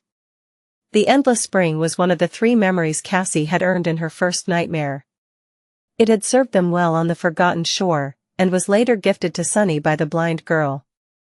The beautiful glass bottle had followed him on all his misadventures ever since, saving his life on several occasions. Looking back, it was quite a thoughtful gift. But don't you know why she gave it to you? Sunny flinched, looking up at the Sin of Solace. The sword wraith had appeared from the darkness at some point, unseen, and now stood above him with a cold expression. Not out of any kind of affection, of course. It was just something to dampen the torment of guilt she felt over betraying you. So, if anything, that gift of hers was quite self-indulgent. A person can't condemn a friend to death and want to feel good about themselves at the same time, you know. If they have any shame. The apparition smiled. Hey. She never even apologized, did she? The Sin of Solace shook his head. So maybe I'm wrong. Maybe she has never had any shame, and has never felt guilty about stabbing you in the back, to begin with. Sitting opposite Sunny, Cassie hugged her shoulders and lowered her head. He gritted his teeth. Shut the hell up. Nobody asked for your opinion, wretch. As Nephi's continued to absorb soul shards, the laughter of the odious wrath echoed in his ears. Chapter 1384 Novel Idea. Eventually, Nephi's was done with the pile of soul shards. Sunny stored a few of them inside the covetous coffer, then dismissed the alloy chest and rose, looking around the flooded hall. Although the structure sustained some damage during the battle, it had not collapsed yet. He did not know how much longer the lost temple would last, though. The sight of numerous cracks covering the distant ceiling did not fill him with confidence. It's not the end of the world. Sunny had to remind himself that even if the temple collapsed, the 3 of them would be just fine. They were masters, not mundane people. It was just hard to remember the difference, sometimes. No one would be able to remain composed when there were countless tons of stone and cold water ready to fall on their heads. Shall we go? Nephi's had finished absorbing the soul shards, and Fiend had finished stuffing his face with what remained of the drowned. They had rested enough, as well. Nothing was preventing them from exploring deeper into the temple. Rising to her feet, Cassie nodded. Yeah. Let's go. Nephi did a few stretches and brandished her sword in a flowing series of strikes, familiarizing herself with the subtle change of her physical power. Then, she followed the two of them to the far end of the flooded hall. What are we searching for, exactly? Cassie was looking at the cracked wall behind the dais, her expression glum. After a few moments of silence, she responded in a distant tone.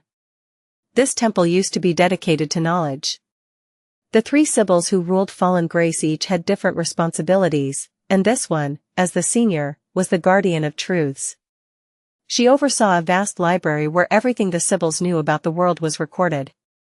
Many faithful priests and priestesses were responsible for keeping and expanding the library, as well. The blind girl sighed. Of course, most of that knowledge was lost when the Sybil succumbed to the defilement, and the rest had to have slowly deteriorated after her imprisonment. The recent water damage probably obliterated most of what was left. Still, there is a chance that we'll find hints of what to expect on our journey. Finally, Cassie noticed a small door that was obscured by darkness, most of the narrow corridor it led to submerged underwater. Taking a step in that direction, she said. Among other things, the Sybils kept detailed maps and records of the great river here. Every city, every settlement, every stronghold of a powerful seeker, from what I was able to learn, these maps were engraved on stone slates.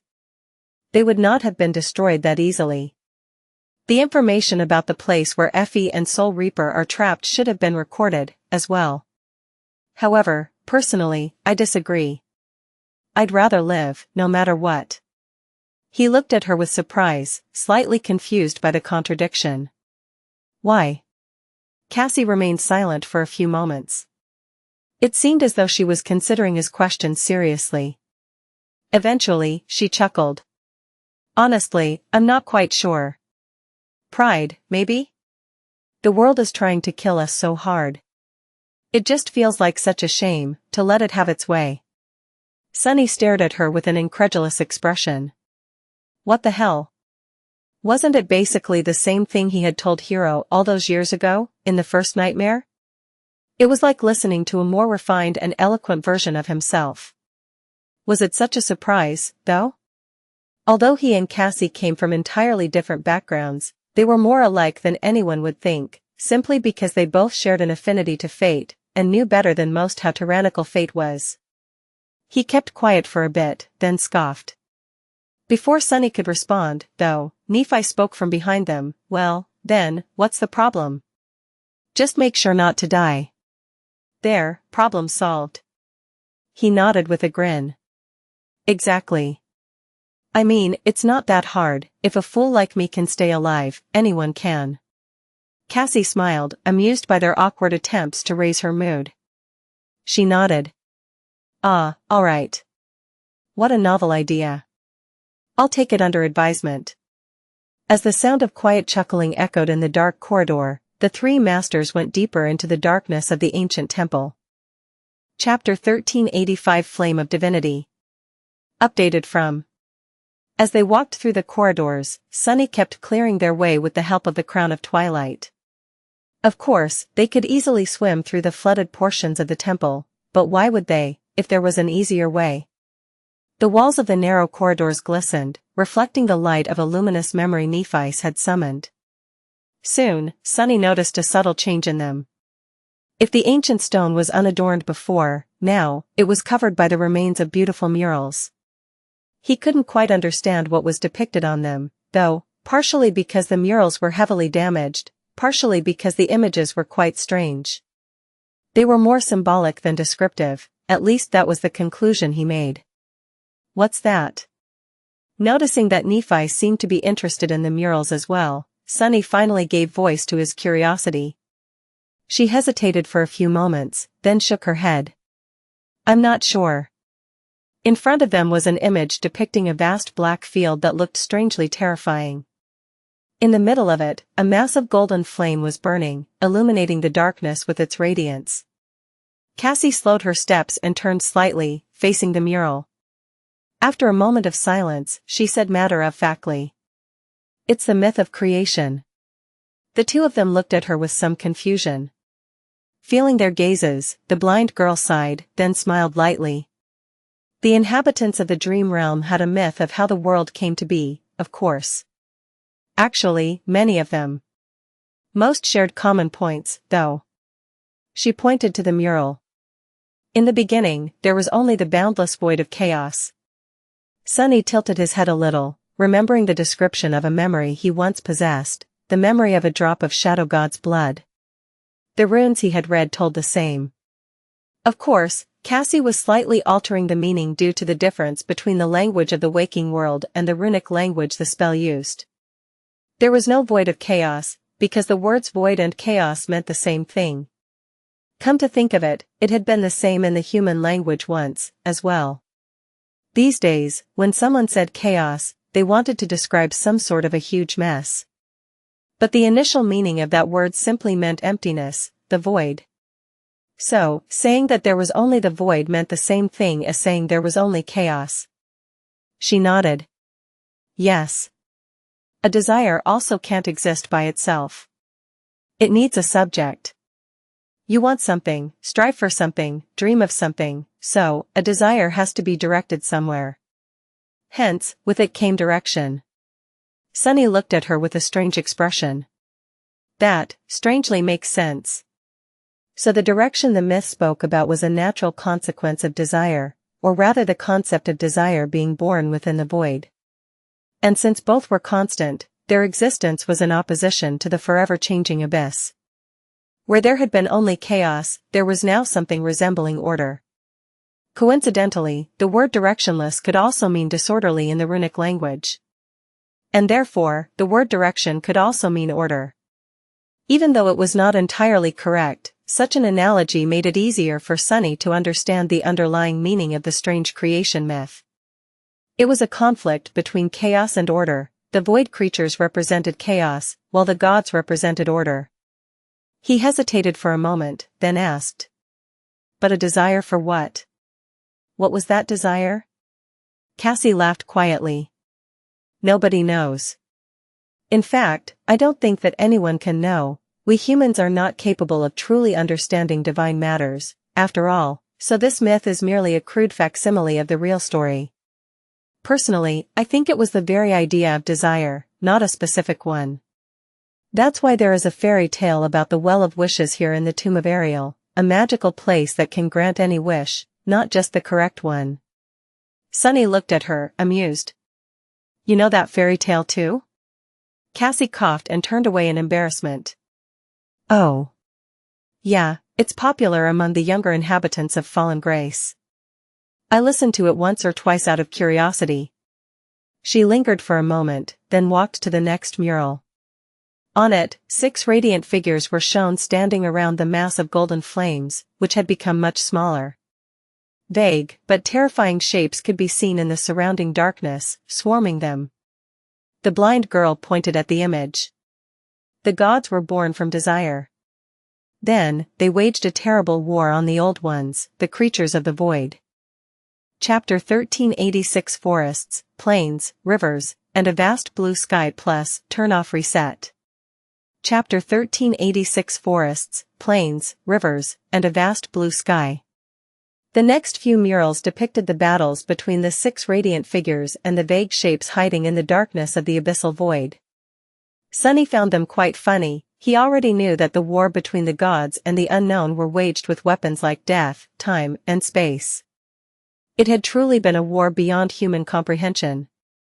However, the ancient people had drawn the murals according to their human imagination.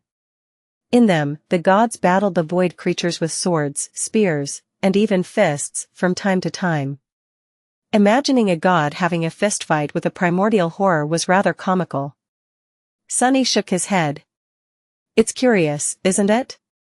The gods are always said to be the enemies of the void creatures, but really, they are void creatures themselves. Just of a different breed. Both the unknown and the gods had been born from the void.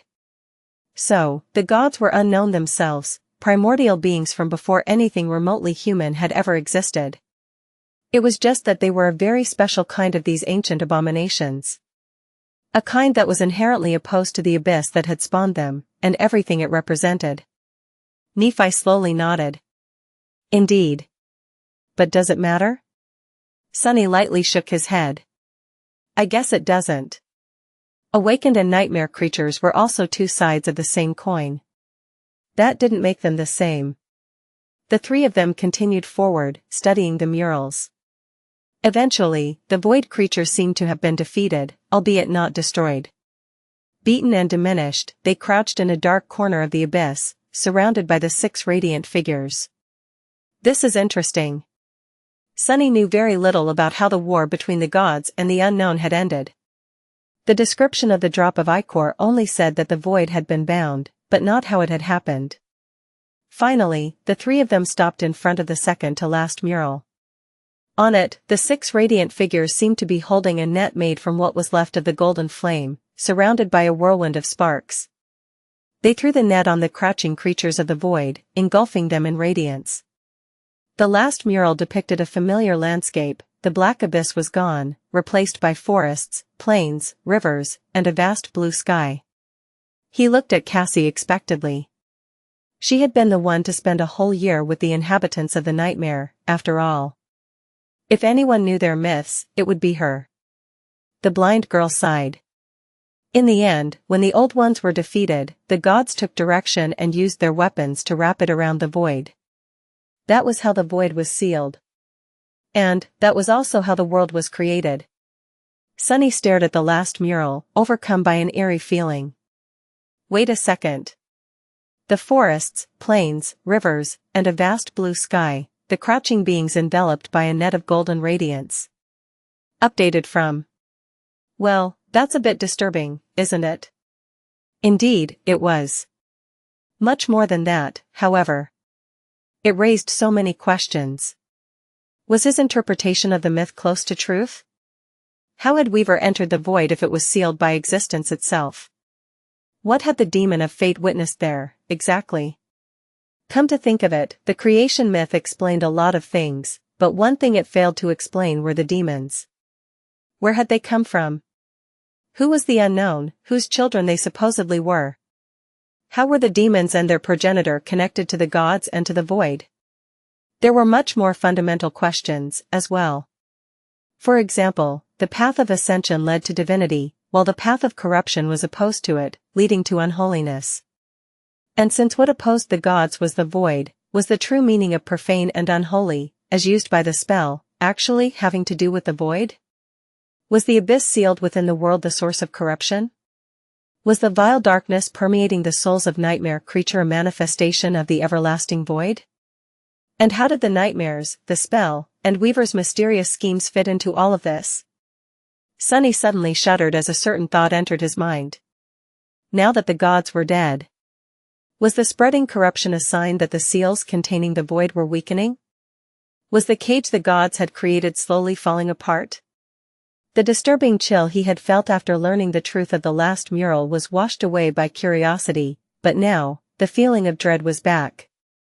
He hesitated for a few moments, then cleared his throat and looked away from the ancient, damaged, fading image of forests, rivers, and plains. The net of black cracks covering the painted vastness of a blue sky did not look ominous at all. Let's go find that damned library and get the hell away from here as fast as possible, shall we? This place, it seriously gives me creeps. For once in his life, Sunny hoped to never find answers to the questions gnawing at his mind. Chapter 1387 Divine, Unholy. As they moved deeper and deeper into the flooded temple, Sunny couldn't help but think about the eerie story told by the ancient murals. It seemed as though he had learned something important. But, of course, there were a dozen questions for every answer he had received. Like always. Divine, unholy. Knowing that the very fabric of the world was like a cage for the abyssal void that dwelled beneath made him feel uneasy, understandably so. However, Sunny did not dwell on that fact for too long. There was no point, anyway. Matters like these were too distant and inconceivable for a mere mortal to think about. Even if the seals created by the gods were slowly crumbling, what was a human like him supposed to do? Even if Sunny was a sovereign, he would have been like an ant compared to the powers involved in this process. The seals had existed for eons, anyway. Despite their supposed weakened state, they would keep existing for just as long. By the time the void broke free of its prison and destroyed everything, he would be long dead, with not even dust left of his bones. Probably. In any case, he was more interested in something else. The true source of the corruption. Sunny had a vague suspicion that it was the void before, but now, he was almost certain. How does it work, though? The timeline of the Dream Realm civilizations was not very clear, but one thing he did know was that the corrupted, the nightmare creatures, had always existed, even when the seals of the void were new and pristine. The first era Sunny knew of was the era of the void. He decided to call it the Age of Chaos. During the Age of Chaos, the gods had been born, waged war against the elder abyssal beings, and eventually defeated them, thus creating the world. What followed was the Age of Heroes. Noctis and the other chain lords had been born during that period. Back then, at the dawn of time, humans were not a dominant force in the world yet. Their nascent civilization was growing and spreading, but the continuation of its existence was not at all guaranteed. Instead, those ancient humans had to fight against the corrupted to conquer new lands, protect their cities, and avoid extinction. They needed powerful champions to battle the dreadful beings who populated the young world, and therefore that time was remembered as the Age of Heroes. That would explain why the creatures infected by that rot possessed an insatiable desire to destroy those who were not. Why they all seemed mad, revolting, and alien, appallingly wrong in some strange and sinister way. The divine and the unholy were inherently opposed to each other, after all. It was in their very nature to strive to obliterate each other. I feel like I'm not far from the truth. Sunny remained silent for a while, walking behind Cassie with a distant expression on his face. The world he lived in, the world of the spell, the constant battle against the abominations, and the ruined realm of dreams and nightmares, suddenly made much more sense. It was not understanding, exactly. The conclusions Sunny made were too vast and had too many consequences to be understood in just a few minutes. But the feeling of it all was somehow more clear now. He lingered for a bit, then threw a furtive glance at Nephi's. What about Neph, then? Her ascended ability, longing, made her immune to the corruption. Knowing what he knew now, that seemingly weak ability seemed even more impossible. More than that, one of her attributes was called Nephilim. Its description read, there once were terrible creatures born of an unholy union between the divine and the profane. Nephilim were the most beautiful, and the most harrowing of them all. If the divine and the unholy were inherently opposed to each other, then how could there have been creatures born from their union? How terrible had they been, really, and what had happened to them? Shaking his head slightly, Sunny sighed and looked away from Neph's slender figure. I take it back. Nothing makes sense. I'm just confused even more. Taking a step forward, he suppressed a groan and covered his face with a palm. Chapter 1388 Wheels of History. Sunny continued to think about the history of the Dream Realm. Age of Chaos was the first, ending with the imprisonment of the void and the creation of the world. It was followed by an age that could be called the Age of Gods, a prehistoric time when the gods and those living things they created, as well as the demons who came out of nowhere, battled the remnant abyssal creatures across the newborn world. Then came the Age of Heroes. It started when the nascent humanity started to spread and fight against the corrupted creatures inhabiting the world for dominion over it. It ended when the abominations were pushed back and largely exterminated, turning from an ever-present danger into dire, but rare foes. What followed was a different age, an age when humanity ruled the world unopposed. Noctis had not known its name, perhaps because people living in that time needed none. For them, it was simply now. A golden age of peace and prosperity. Relatively speaking, of course. I am sure there was plenty of bloodshed and conflict even after most of the corrupted had already been slain or driven into the wilderness. Humans are humans, after all. There were other tribes of creatures inhabiting the world, as well. I doubt that everyone lived together in absolute harmony. Due to their immortality, Noctis and the other chain lords, powerful transcendent born in the Age of Heroes, lived long enough to witness the New Age, as well. In fact, they might have had more to do with the change of epochs than anyone knew. Noctis considered the destruction of the Kingdom of Hope to be the turning point in history, one that signified the end of the Age of Heroes. Of course, that change had come at the expense of countless deaths and immeasurable misery among the inhabitants of the waking world. And Sunny did not really buy that the demon of fate had been any kind of hero, let alone a noble one. Still, the implications seemed too sensible to be discarded completely. The Age of Chaos, the Age of Gods, the Age of Heroes, the Golden Age, the Age of Demons, and the Age of the Nightmare spell. If seen in such a framework, the history could make Sunny a huge amount of contribution points. Just imagining it made his eyes gleam. If I manage to write up this theory well and publish it, accurate or not, oh my. I'll be swimming in academic achievements. Let alone a guest lecturer, I'll be made an honorary professor. A dean, even. As he grinned greedily, Cassie slowed her steps a little and raised her hand. We're close. Be cautious, if there are really records left, we should be careful not to damage them any further. Although the corridors they had walked through were largely flooded, this section of the Lost Temple seemed strangely dry. Perhaps the structure here was much more durable, and had thus resisted the passage of time better. Perhaps there were still some enchantments protecting the inner sanctum. In any case, the floor they walked on gradually became drier. Soon, the three masters passed a chamber filled to the brim with shelves. There had been countless books on them once, but now the shelves lay broken, the ancient scrolls long destroyed by water. Sunny checked a few, only to shake his head in disappointment. Even those that seemed relatively better preserved were utterly illegible. They moved further, passing several similar chambers. The library of the temple had indeed been vast once, but now, all the knowledge accumulated by the Sybils and their faithful priests was lost. Some of it was destroyed by moisture, some seemed to have been burned, while some had been obliterated by the defiled Sybil in her rage. Such a shame. Finally, they reached a tall door. Just like all the other doors in the inner sanctum, it had long been turned to rotten splinters. However, the chamber behind it, the largest one they've seen in the last few minutes, looked strangely untouched. Much more importantly, there were no broken shelves and rotten scrolls within it. Instead, there were stone slates. Chapter 1389 Shifting Map. After entering the central chamber of the ancient library, Sunny felt his excitement diminish somewhat. The stone slates had seemed unharmed from the outside, but at a closer look, they were not in the best state. The defiled Sybil had rampaged in this chamber, as well. Many slates were shattered, some turned to rubble, others to dust. The whole place was a mess, with deep cracks littering its walls and the ceiling.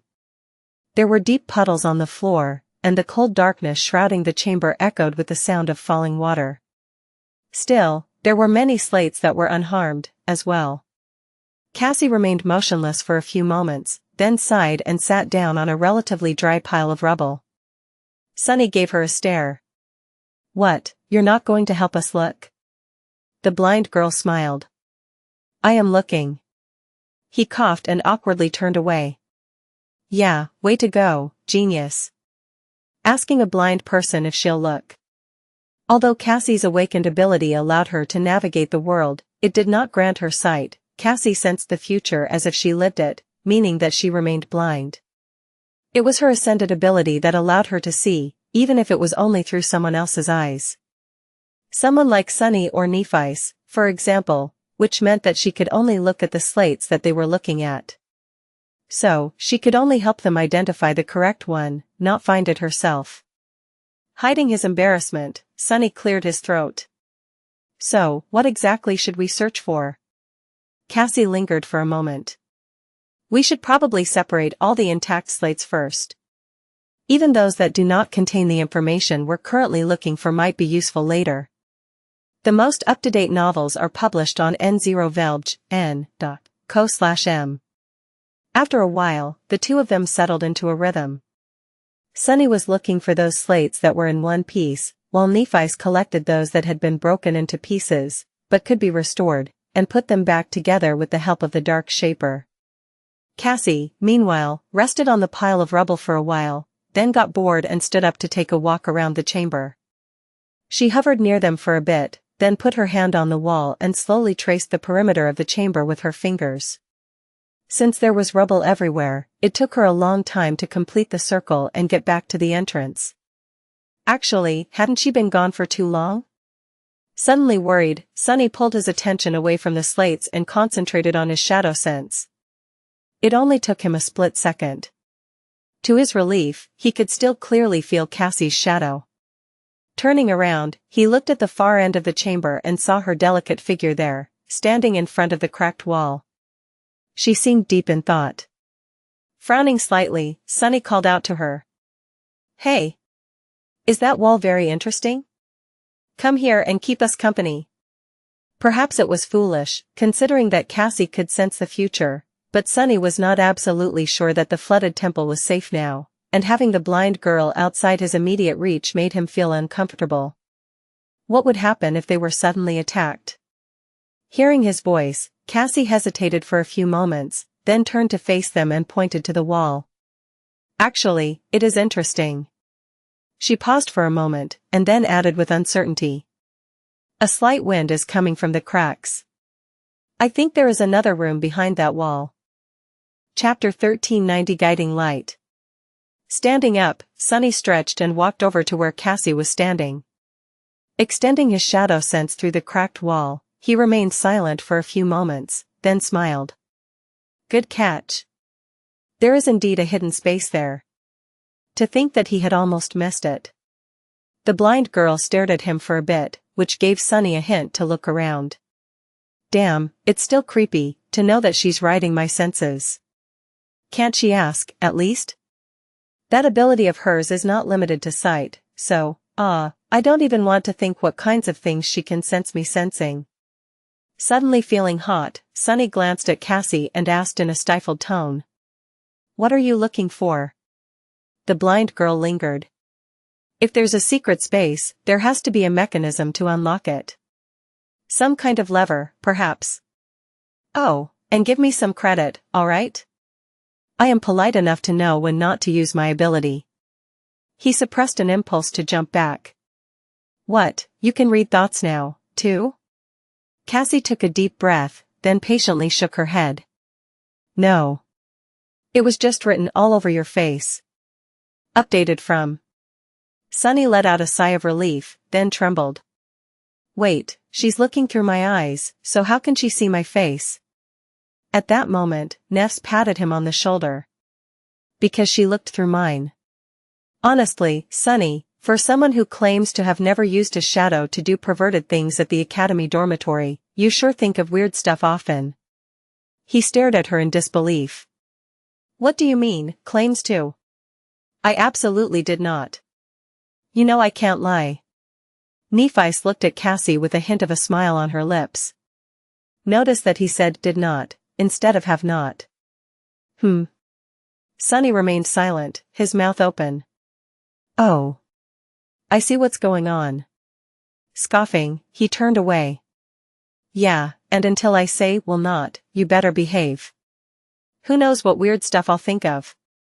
There were a few moments of silence, and then Nephi said a bit awkwardly from behind him.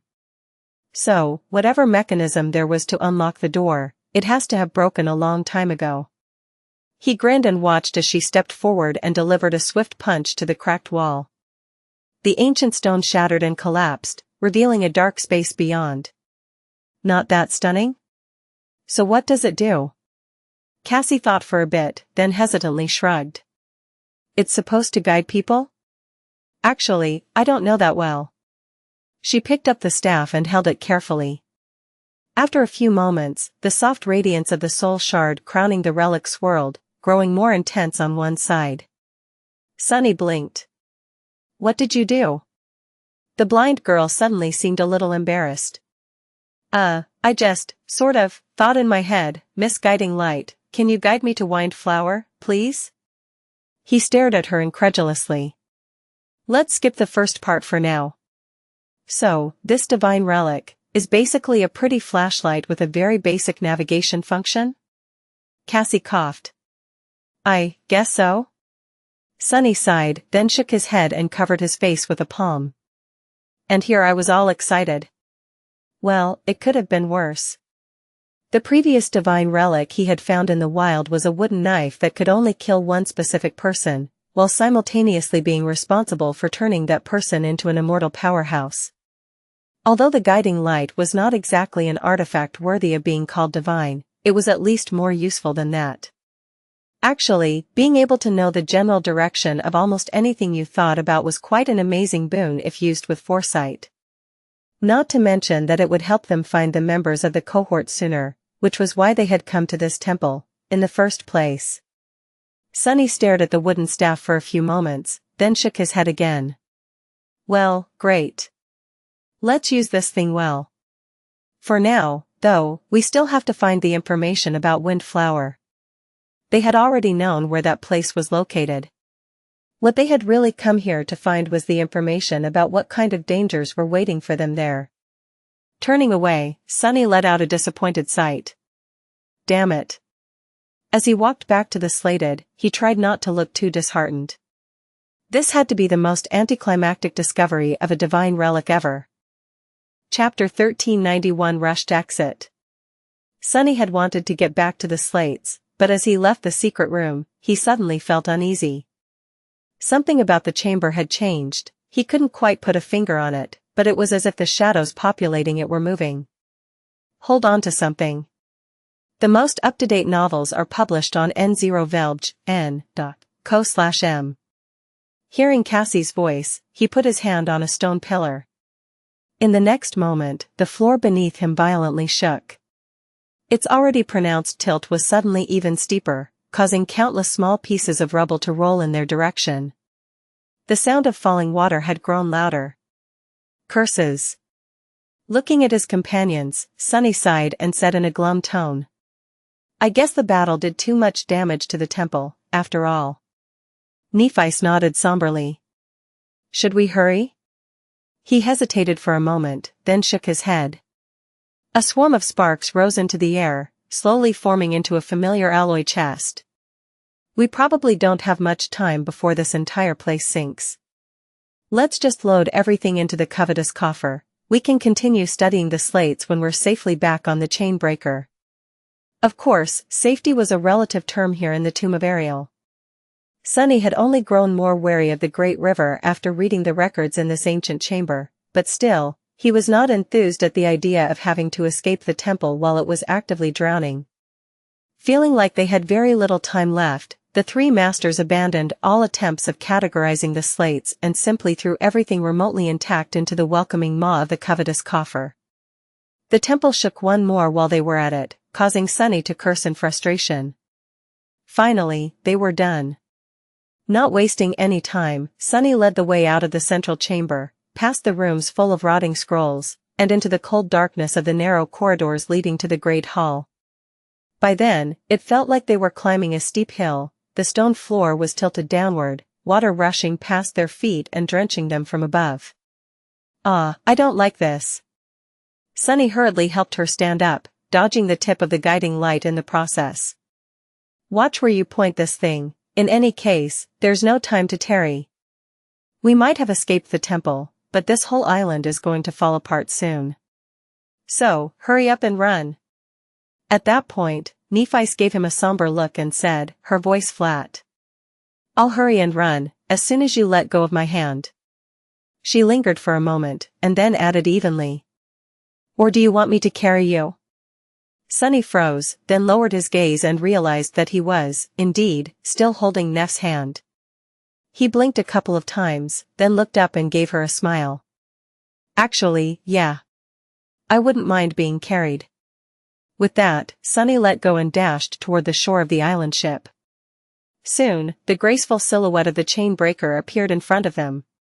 He felt much too happy to see the ancient ship, and leaped onto its deck without wasting a single second.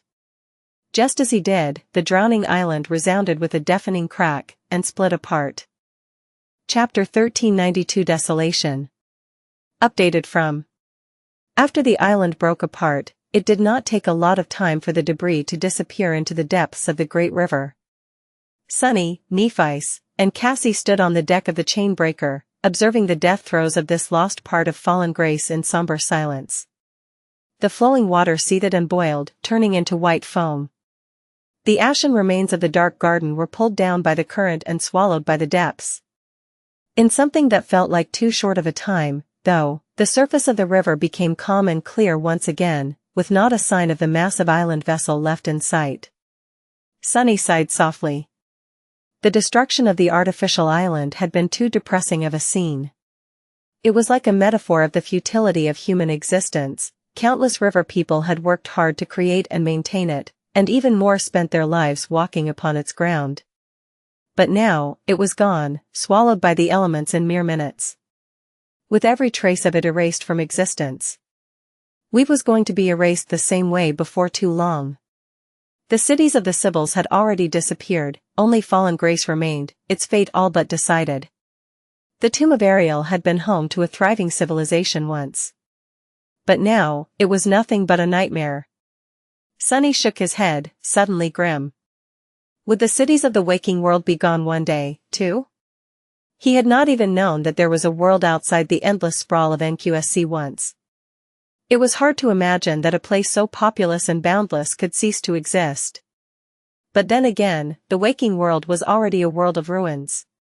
Plenty of thriving cities had been erased from its maps, most of them, even.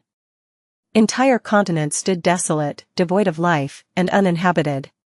He even witnessed the extinction of one of these empty continents himself. My mood is all over the place today. What was there to feel sad about? That island had been nothing but the lair of a dangerous abomination. They had come to its shore, killed the abomination, and absconded with precious loot. Cassie even received a pretty stick as a bonus. If anything, he should be feeling utterly delighted. However, Sunny felt mostly tired and sore all over. The battle against the drowned was a short one, but nevertheless very intense. He was battered and bruised, albeit not injured too badly. Gone. Gone. Sunny turned and glanced at Crow, who was hopping excitedly on the railing and staring at the empty space where the island had been with a curious expression. The small bird was unburdened by any kind of heavy thoughts. In fact, it did not have any thoughts at all.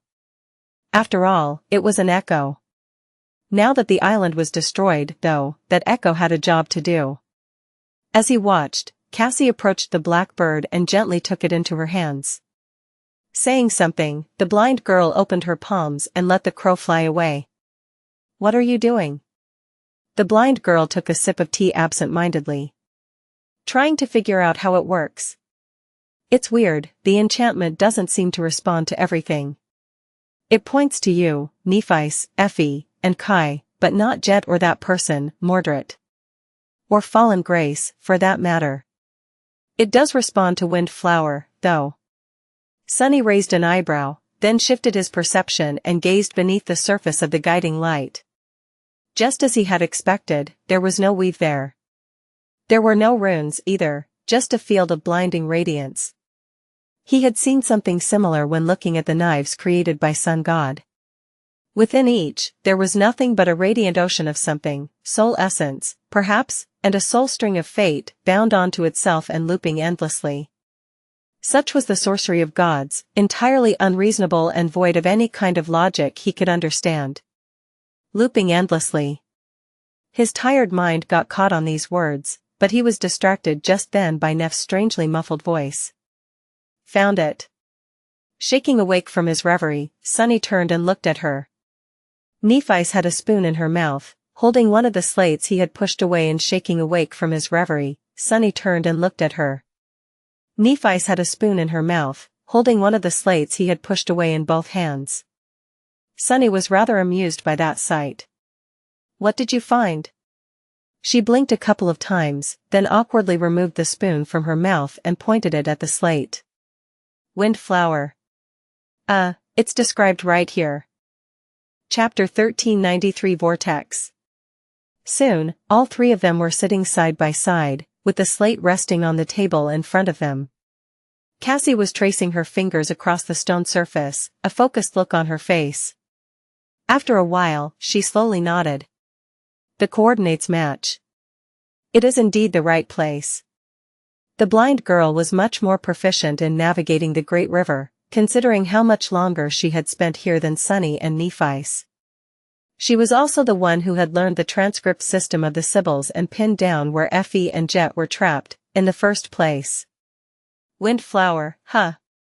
Sunny looked at the slate. There were neat columns of symbols engraved on it, as well as an image of a messy circle with frayed edges. It resembled a vortex more than anything, or maybe a cyclone. After studying it for a few moments, he reached out and turned the slate over. Familiar runes covered its reverse side. Without wasting any time, the three masters read them. Pretty soon, Sunny's expression darkened. The currents of the river are twisted and treacherous near Windflower. Strong gales violently assaulted our ship, as if trying to push it back. Desperate to escape our pursuers, we persisted, entering deeper into the mist. The surrounding waters moved in the wrong direction and with unnatural speed. It was as if we had lost our way and found ourselves near the edge. At some point, we were not struggling against the repelling winds anymore. Instead, overcome by fear, we were battling the raging tide that pulled us deeper and deeper, toward the source of the wind. The first part of the text engraved into the reverse side of the slate was an excerpt from a report made by one of the outsiders who had lived in Fallen Grace. He ventured on a long journey with a small fleet, hoping to find out the fate of a different city, one of the last with which Fallen Grace still maintained a connection, until the visitors and merchant ship from that city had stopped coming, as well. The fleet managed to learn that the city had been destroyed, but on their way back, they were attacked by powerful defiled abominations. After a furious battle, only 3 ships managed to escape. Pursued by the enemies, they were forced to enter the dangerous waters around Windflower. For a few moments, the mist cleared, allowing me to glimpse the true nature of the tide. We were hopelessly caught inside a whirlpool of titanic proportions, which spun around a bottomless and dark abyss. There was an island hovering above the darkness, with a tall and magnificent tower rising above the misty cliffs. Terror grasped our hearts when we realized that the tide was pulling us into the darkness. Desperate to save our lives, we tried to escape. In the end, only one of the 3 ships managed to fight its way out. The other 2 were swallowed by the vortex, never to be seen again. Sunny remained silent for a few moments, then sighed. So, it's a giant whirlpool. Cassie stood up and paced for about a minute, thinking about something furiously. Yes, that can work, too. I'll need to. Finally, she stopped and spoke again. I can't restore the connection between the sacred tree and the enchantment circle in time, but I can repair the circle itself, I think. Nephi's raised an eyebrow. What would it mean? The blinded girl pointed to the deck. It means that the sorcery that allows the ship to fly will be fully functional. It's just that it would not have a source of power. But, we can use our own essence to fuel the enchantment, limited as it is. The chain breaker won't stay in the air for long, nor will it be fast, but it will carry us to that island and back. She scratched her head awkwardly, and then added in a small voice. Probably. Sunny stared at her for a while, then let out an amused chuckle. The odds, as always, were against them. But when had it been any different? He shrugged. Good enough. Updated from Chapter 1390 for the luxury of being bored plus, turn off reset. Chapter 1390 for the luxury of being bored. The chain breaker had set sail once again. This time, they had to travel back to the middle area of the great river, where the sky was azure. They also had to travel some distance into the past, not enough to bring them anywhere near Verge, but deeper than any of the 3 had ever ventured. Sunny spent the first morning lazing in bed and staring at the ceiling. He was thinking about Windflower. The strong winds, the twisted currents, the colossal whirlpool that pulled ships to their doom, and the island flying above the dark abyss, all of it sounded rather nasty. There was the fact that the tower standing on the island had once belonged to a powerful seeker, as well. The Seekers of Truth were people who had entered the tomb of Ariel at the same time as the Sybils, or even earlier than them, but for an entirely different reason. The Seekers had not been searching for salvation from the devastation of the Doomsday War. Instead, they had braved the Nightmare Desert and found their way into the tomb built by the Demon of Dread due to their thirst for knowledge. Out of curiosity, basically. They had not been a unified group of people either, but rather disparate individuals united only by the similarity of their obsession with knowledge. Bunch of weirdos. Who would climb into a dreadful tomb simply to satiate their curiosity? Sunny would never. Well, he had entered plenty of dangerous ruins to satiate his desire to explore the dream realm. But that was an entirely different matter. Firstly, he received contribution points for his exploits, from time to time. Secondly, none of those ruins had been left behind by terrifying deities. Come to think of it, a couple of them were. Like the Ebony Tower. But he had not ended up there out of curiosity. He had ended up there out of greed. That was a much better reason, so, he was not like those weird seekers at all. In any case, Sunny was not excited to visit the stronghold of a powerful seeker. Not even considering the fact their desire to learn Ariel's truth had caused the birth of the defilement, these people did not seem trustworthy at all. A hidden island where a mysterious seeker had lived before disappearing without a trace, surrounded by a nearly impassable barrier of water, wind, and twisted time, yes, that did not sound ominous at all. Damnation. Visit for the best novel reading experience. Of course, they did not really have a choice. Effie and Jet were there, so Sunny, Nephice, and Cassie couldn't turn back. People fear the unknown the most. If the slate had told them that there was a great nightmare creature living at Windflower, he would have been reluctantly, but calmly coming up with plans to defeat it. But it was the not knowing what waited for them at the center of the whirlpool that made Sunny feel nervous. In the end, tired of being anxious, he decided to distract himself by doing something useful. Climbing out of his bed with a sigh, Sunny finally left his cabin and went to the upper deck. Saint, Fiend, and Nightmare were standing guard at the bow, middle section, and the stern of the ship. Nephice was holding the steering oar, while Cassie was making preparations to repair the sorceress circle of the ship. So, Sunny decided to give himself a day off, for once, and enjoy that peace while it lasted. Walking back to the stern of the ship, he summoned a certain piece of furniture and placed it a few meters away from Nephice. Sitting down on his luxurious chair, he summoned the emerald flute and brought it to his lips. Nephice looked at him in confusion.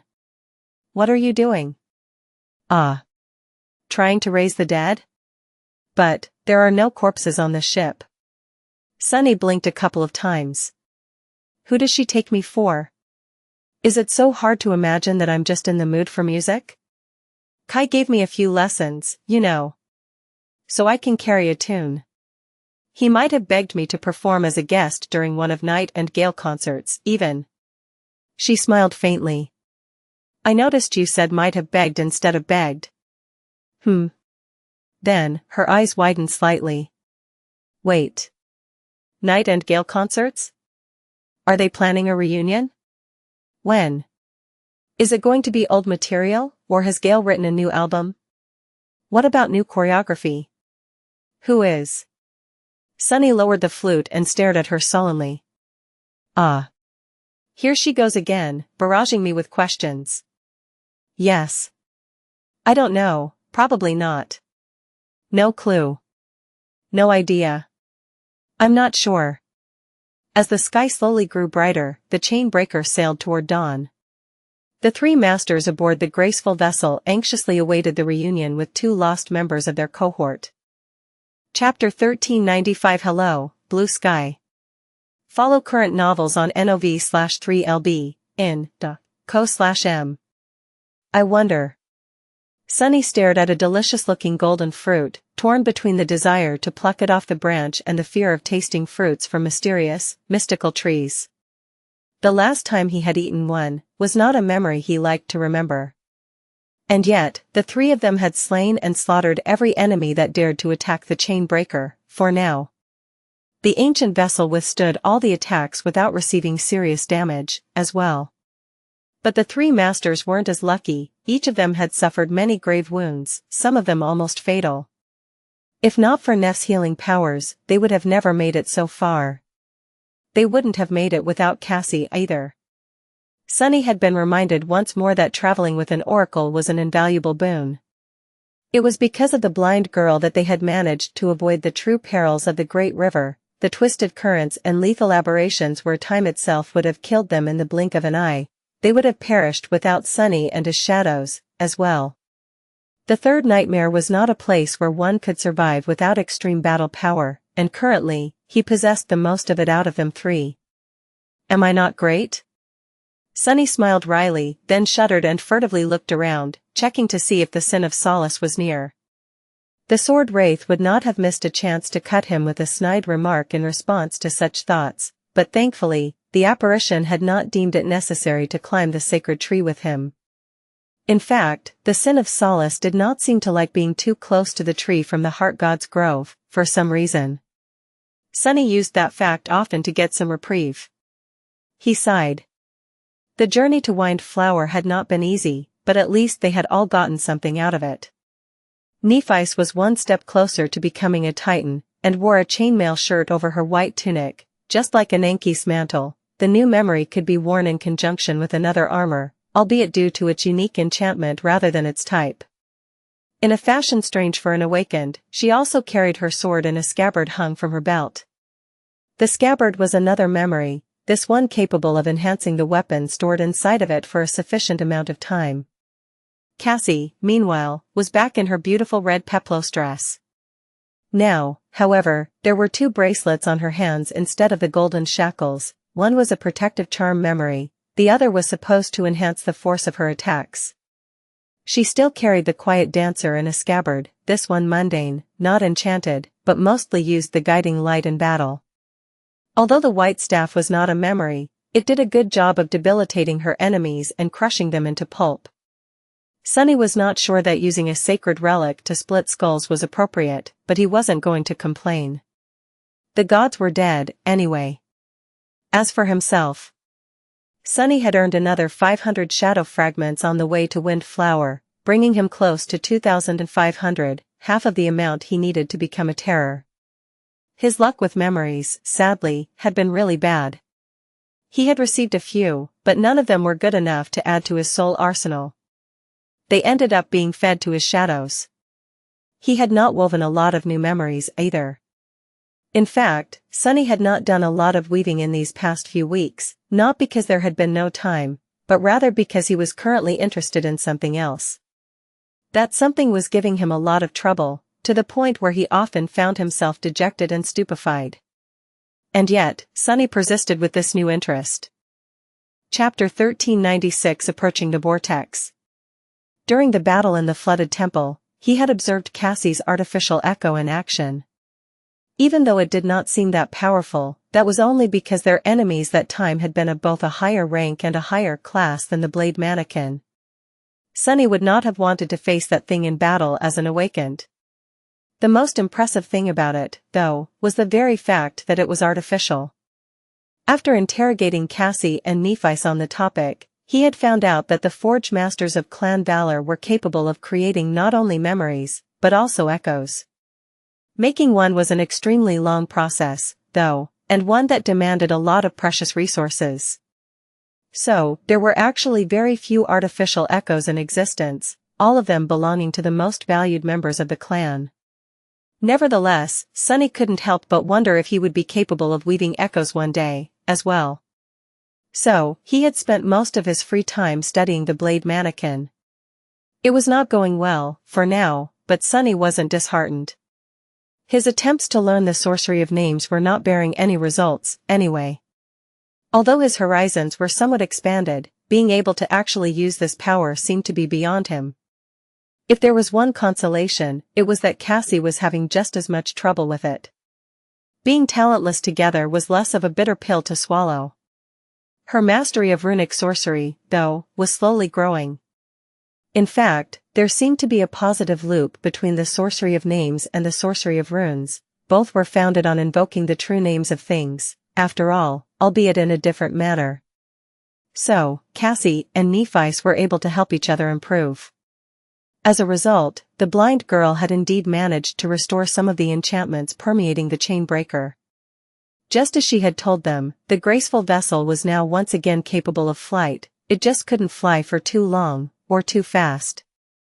The strain of supplying the ancient ship with essence was dire enough to drain even Neff's reserves in less than a minute. It would have to be enough to carry them to the island at the center of Windflower. Now, all they needed was to actually find it. As Sunny stared at the horizon and tried not to feel too anxious, a swift shadow glided across the deck of the chain breaker. Then, a black bird landed on the branch near him. "I see." Sunny sighed, then glanced at the blind girl. The soul shard crowning her wooden staff was glowing, its light pointing precisely at the distant haze. "There is no doubt, then." Cassie slowly nodded. "Yes. We have arrived." The branches of the sacred tree rustled as the chain breaker took a turn. Nephice moved the ship in a wide spiral, positioning it directly upstream of the approaching hazard. By the time she did, Sunny could already see wisps of mist flowing over the surface of the restless water. Time to get to work. Concentrating, he called upon the shadows.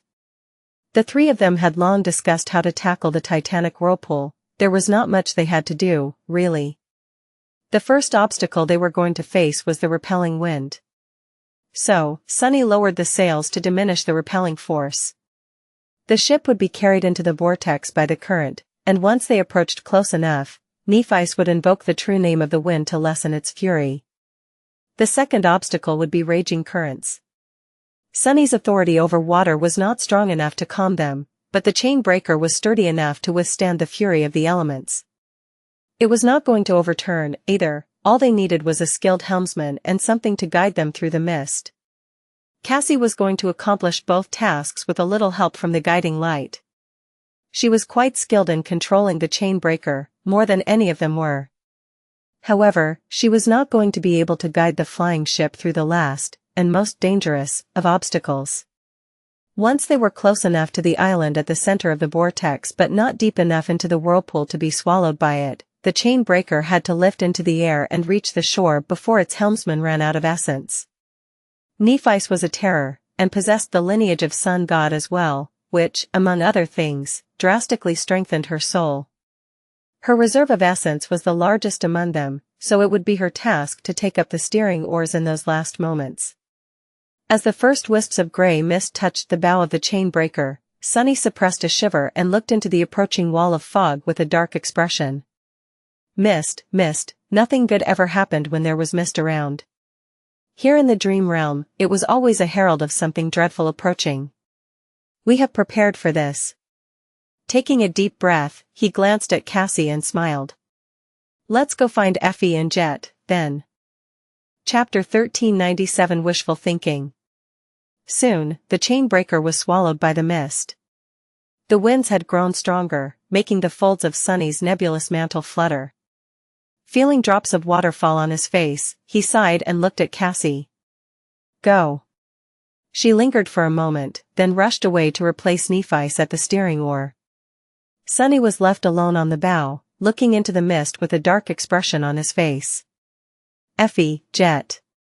Follow current novels on NOV/3LB, in co/m. Both of them were still alive. They had to be. But how could they? The third nightmare was not easy to survive. And these two, they, of all people, would have found it impossible to cling to life while stranded for more than a year on an isolated island. Jet could only exist by killing living beings to replenish her constantly dwindling essence, after all. Effie was a slave to inhuman hunger. Without access to a great amount of food, she would swiftly wither and die. How many foes to kill could there have been on a hidden island, and how much food? No. Don't think about that. The crow echo still existed, which meant at least one of them was still. That crow has always been a bit strange, though. Much too animated for a simple echo. Perhaps it has something to do with Wake of Ruin, so who's to say that it can't exist without a master? Sunny threw a dark glance at the Sin of Solace, who grinned in response. Admit it, they are both probably dead already. Ah, how sad, they were slowly starving to death while you were having fun with Nephice on the Dark Island. You really took it easy back then, at the beginning, didn't you? Sunny looked away and gritted his teeth. The sword wraith simply laughed. Come to think of it, your friend Kai is most likely dead, too. Even if the nightmare creatures did not kill him, Mordred surely did. He is probably walking around now, wearing Kai's corpse right as a luxury brand suit. Well, it's for the best. You have always been jealous of that guy, anyway. The insecure little wretch that you are. That's not true. Kai has Anvil's charm, I gave it to him. Mordred can't possess someone wearing that charm. That is, strangely reassuring, in a morbid kind of way. You can't die yet because you're destined to become a defiled monster, huh? What a paradox. Neff's logic assumed that the future was predetermined. If so, there was no way that Effie and Jet were gone. However, that also meant that there was no way for the six of them to avoid killing her and becoming the six plagues, which made this whole endeavor meaningless. If the future was not predetermined, though, then the cohort could potentially write a different ending for themselves and the nightmare. Yet it also meant that there was no reason to believe that the rest of the members were still alive. Sunny knew that fate could hardly be changed, but he also knew that it did not govern every small occurrence and event. The details of what happened, and how it did, could be altered, it was just that the end result almost always remained the same. Sooner or later, all deviations were proven meaningless, failing to change the grand design of the future.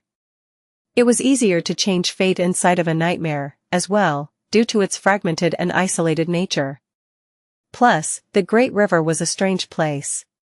Who was to say that their fate wasn't to become the six plagues, only for their younger selves to slay them and conquer the nightmare unscathed? Ah. My head hurts. He rubbed his face. All this stuff, the paradoxical nature of the Great River, the unreliable future, the greater tapestry of fate, were too strange and irrational for a human mind to comprehend. The best they could do was just try to do their best at the moment and strive to reach the desired outcome, ignoring the confusing reality of the tomb of Ariel as much as possible. The winds were growing stronger. The branches of the sacred tree swayed, rustling worriedly. The swaying of the deck grew more pronounced. A thick mist enveloped everything in sight. Hey, Sunny. He looked at Nephice, surprised by her strangely candid tone, and raised an eyebrow. Knowing her, some ridiculous statement was about to follow. He was not going to be fooled into listening to her apologize for his projector twice. But Nephice was perfectly earnest, there is nothing wrong with a bit of wishful thinking. We will find them both alive. I'm sure of it. At that moment, the wind slammed into them like a ram, making both sway. Raising a hand, Sunny caught Nephice and helped her steady herself. At the same time, he used the feather of truth trait of the shell to increase his weight and ground himself more solidly on the deck. The two of them remained silent for a few moments, looking into each other's eyes. Then, Sunny smiled. All right, Neff. I'll believe you, this time. Chapter 1398 Braving the Barrier. Soon, they were deep into the barrier surrounding Windrose. There was nothing but blinding mist, hurricane winds, and violent currents in this dreadful and deadly place.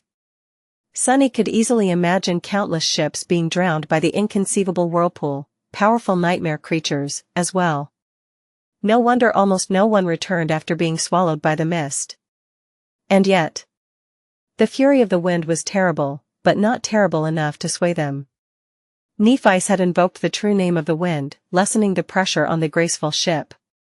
The chain breaker stubbornly cut through the mist, refusing to be pushed back. The violence of the raging currents was daunting, but not daunting enough to stop them. Guided by Cassie's steady hand, the chain breaker broke through the fortress wall of the towering waves, never straying off course. By then, the natural flow of the great river was replaced entirely by a terrifying tide that was pulling them deeper and deeper into the mist. The deck beneath their feet was tilted downward, indicating that they were sliding into the giant, insatiable maw of the colossal whirlpool. Instead of allowing the ship to be carried by the current, Cassie kept its bow pointed perpendicular to the rush of seething water, cutting as short a line to the center of the vortex as possible. It took a lot of effort to keep the chain breaker under control, but she managed it splendidly. It was still too early to take to the sky. Sunny and Nephice had long joined Cassie at the stern. Fiend and Crow were hiding under the sacred tree, both soaked in water and miserable, while Nightmare had dissolved into shadows and hid in their dark embrace. Only Saint remained on the bow of the ship, standing there like an immovable onyx statue. The plume of her helmet danced in the wind. It was easy to get lost in the mist, but the radiance of the guiding light was showing them the way. Straining against the howling wind, Sunny yelled. How much longer? Follow current novels on NOV/3LB, in co/m. Because of it, the speed of the chain breaker fell even more. Damn it. Sunny had been counting the seconds. It had already been a full minute since the moment Nephi stepped into the circle, more than they had been able to fly in the tentative test the day before. The radiance of her eyes was dimming. And yet. Suddenly, Nephi moved and smoothly raised one of the oars. At the same time, the chain breaker began to descend. Gradually, the fury of the winds was extinguished. The mist was still obscuring the world. But then, the ancient vessel finally fell onto soft, white sand. There was a violent crash, but the hull of the chain breaker withstood the impact. The runic circle fell dormant once again, and the enchantments lost all power. There was nothing but mist around them, and silence. They had reached Windflower. Chapter 1399 Misty Shore. Sunny waited for a moment, then slowly straightened and looked around. The chain breaker was laying on white sand, tilted awkwardly. It had shattered the side of a black cliff and was now leaning on it, which prevented the ship from turning over. They had gotten lucky despite the blind landing. The fog was still there, obscuring the world, but it had become less thick. Sunny could make out the figure of Saint standing still on the bow of the beached vessel, as well as more cliffs rising high above them. It seemed that Nephi had guided the chain breaker to a small strip of sand at the very edge of the island. Changing Star herself was leaning heavily on the steering oars.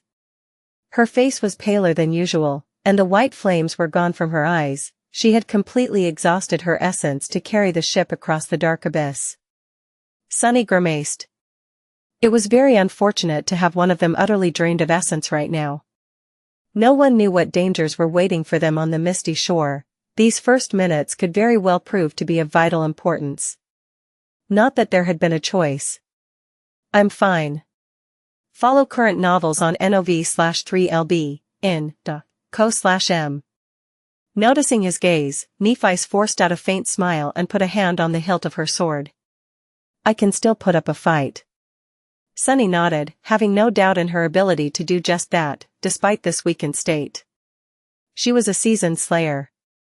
Nevertheless, they had to be careful not to allow themselves to be wounded. It would be quite a while before Nephi could heal them again.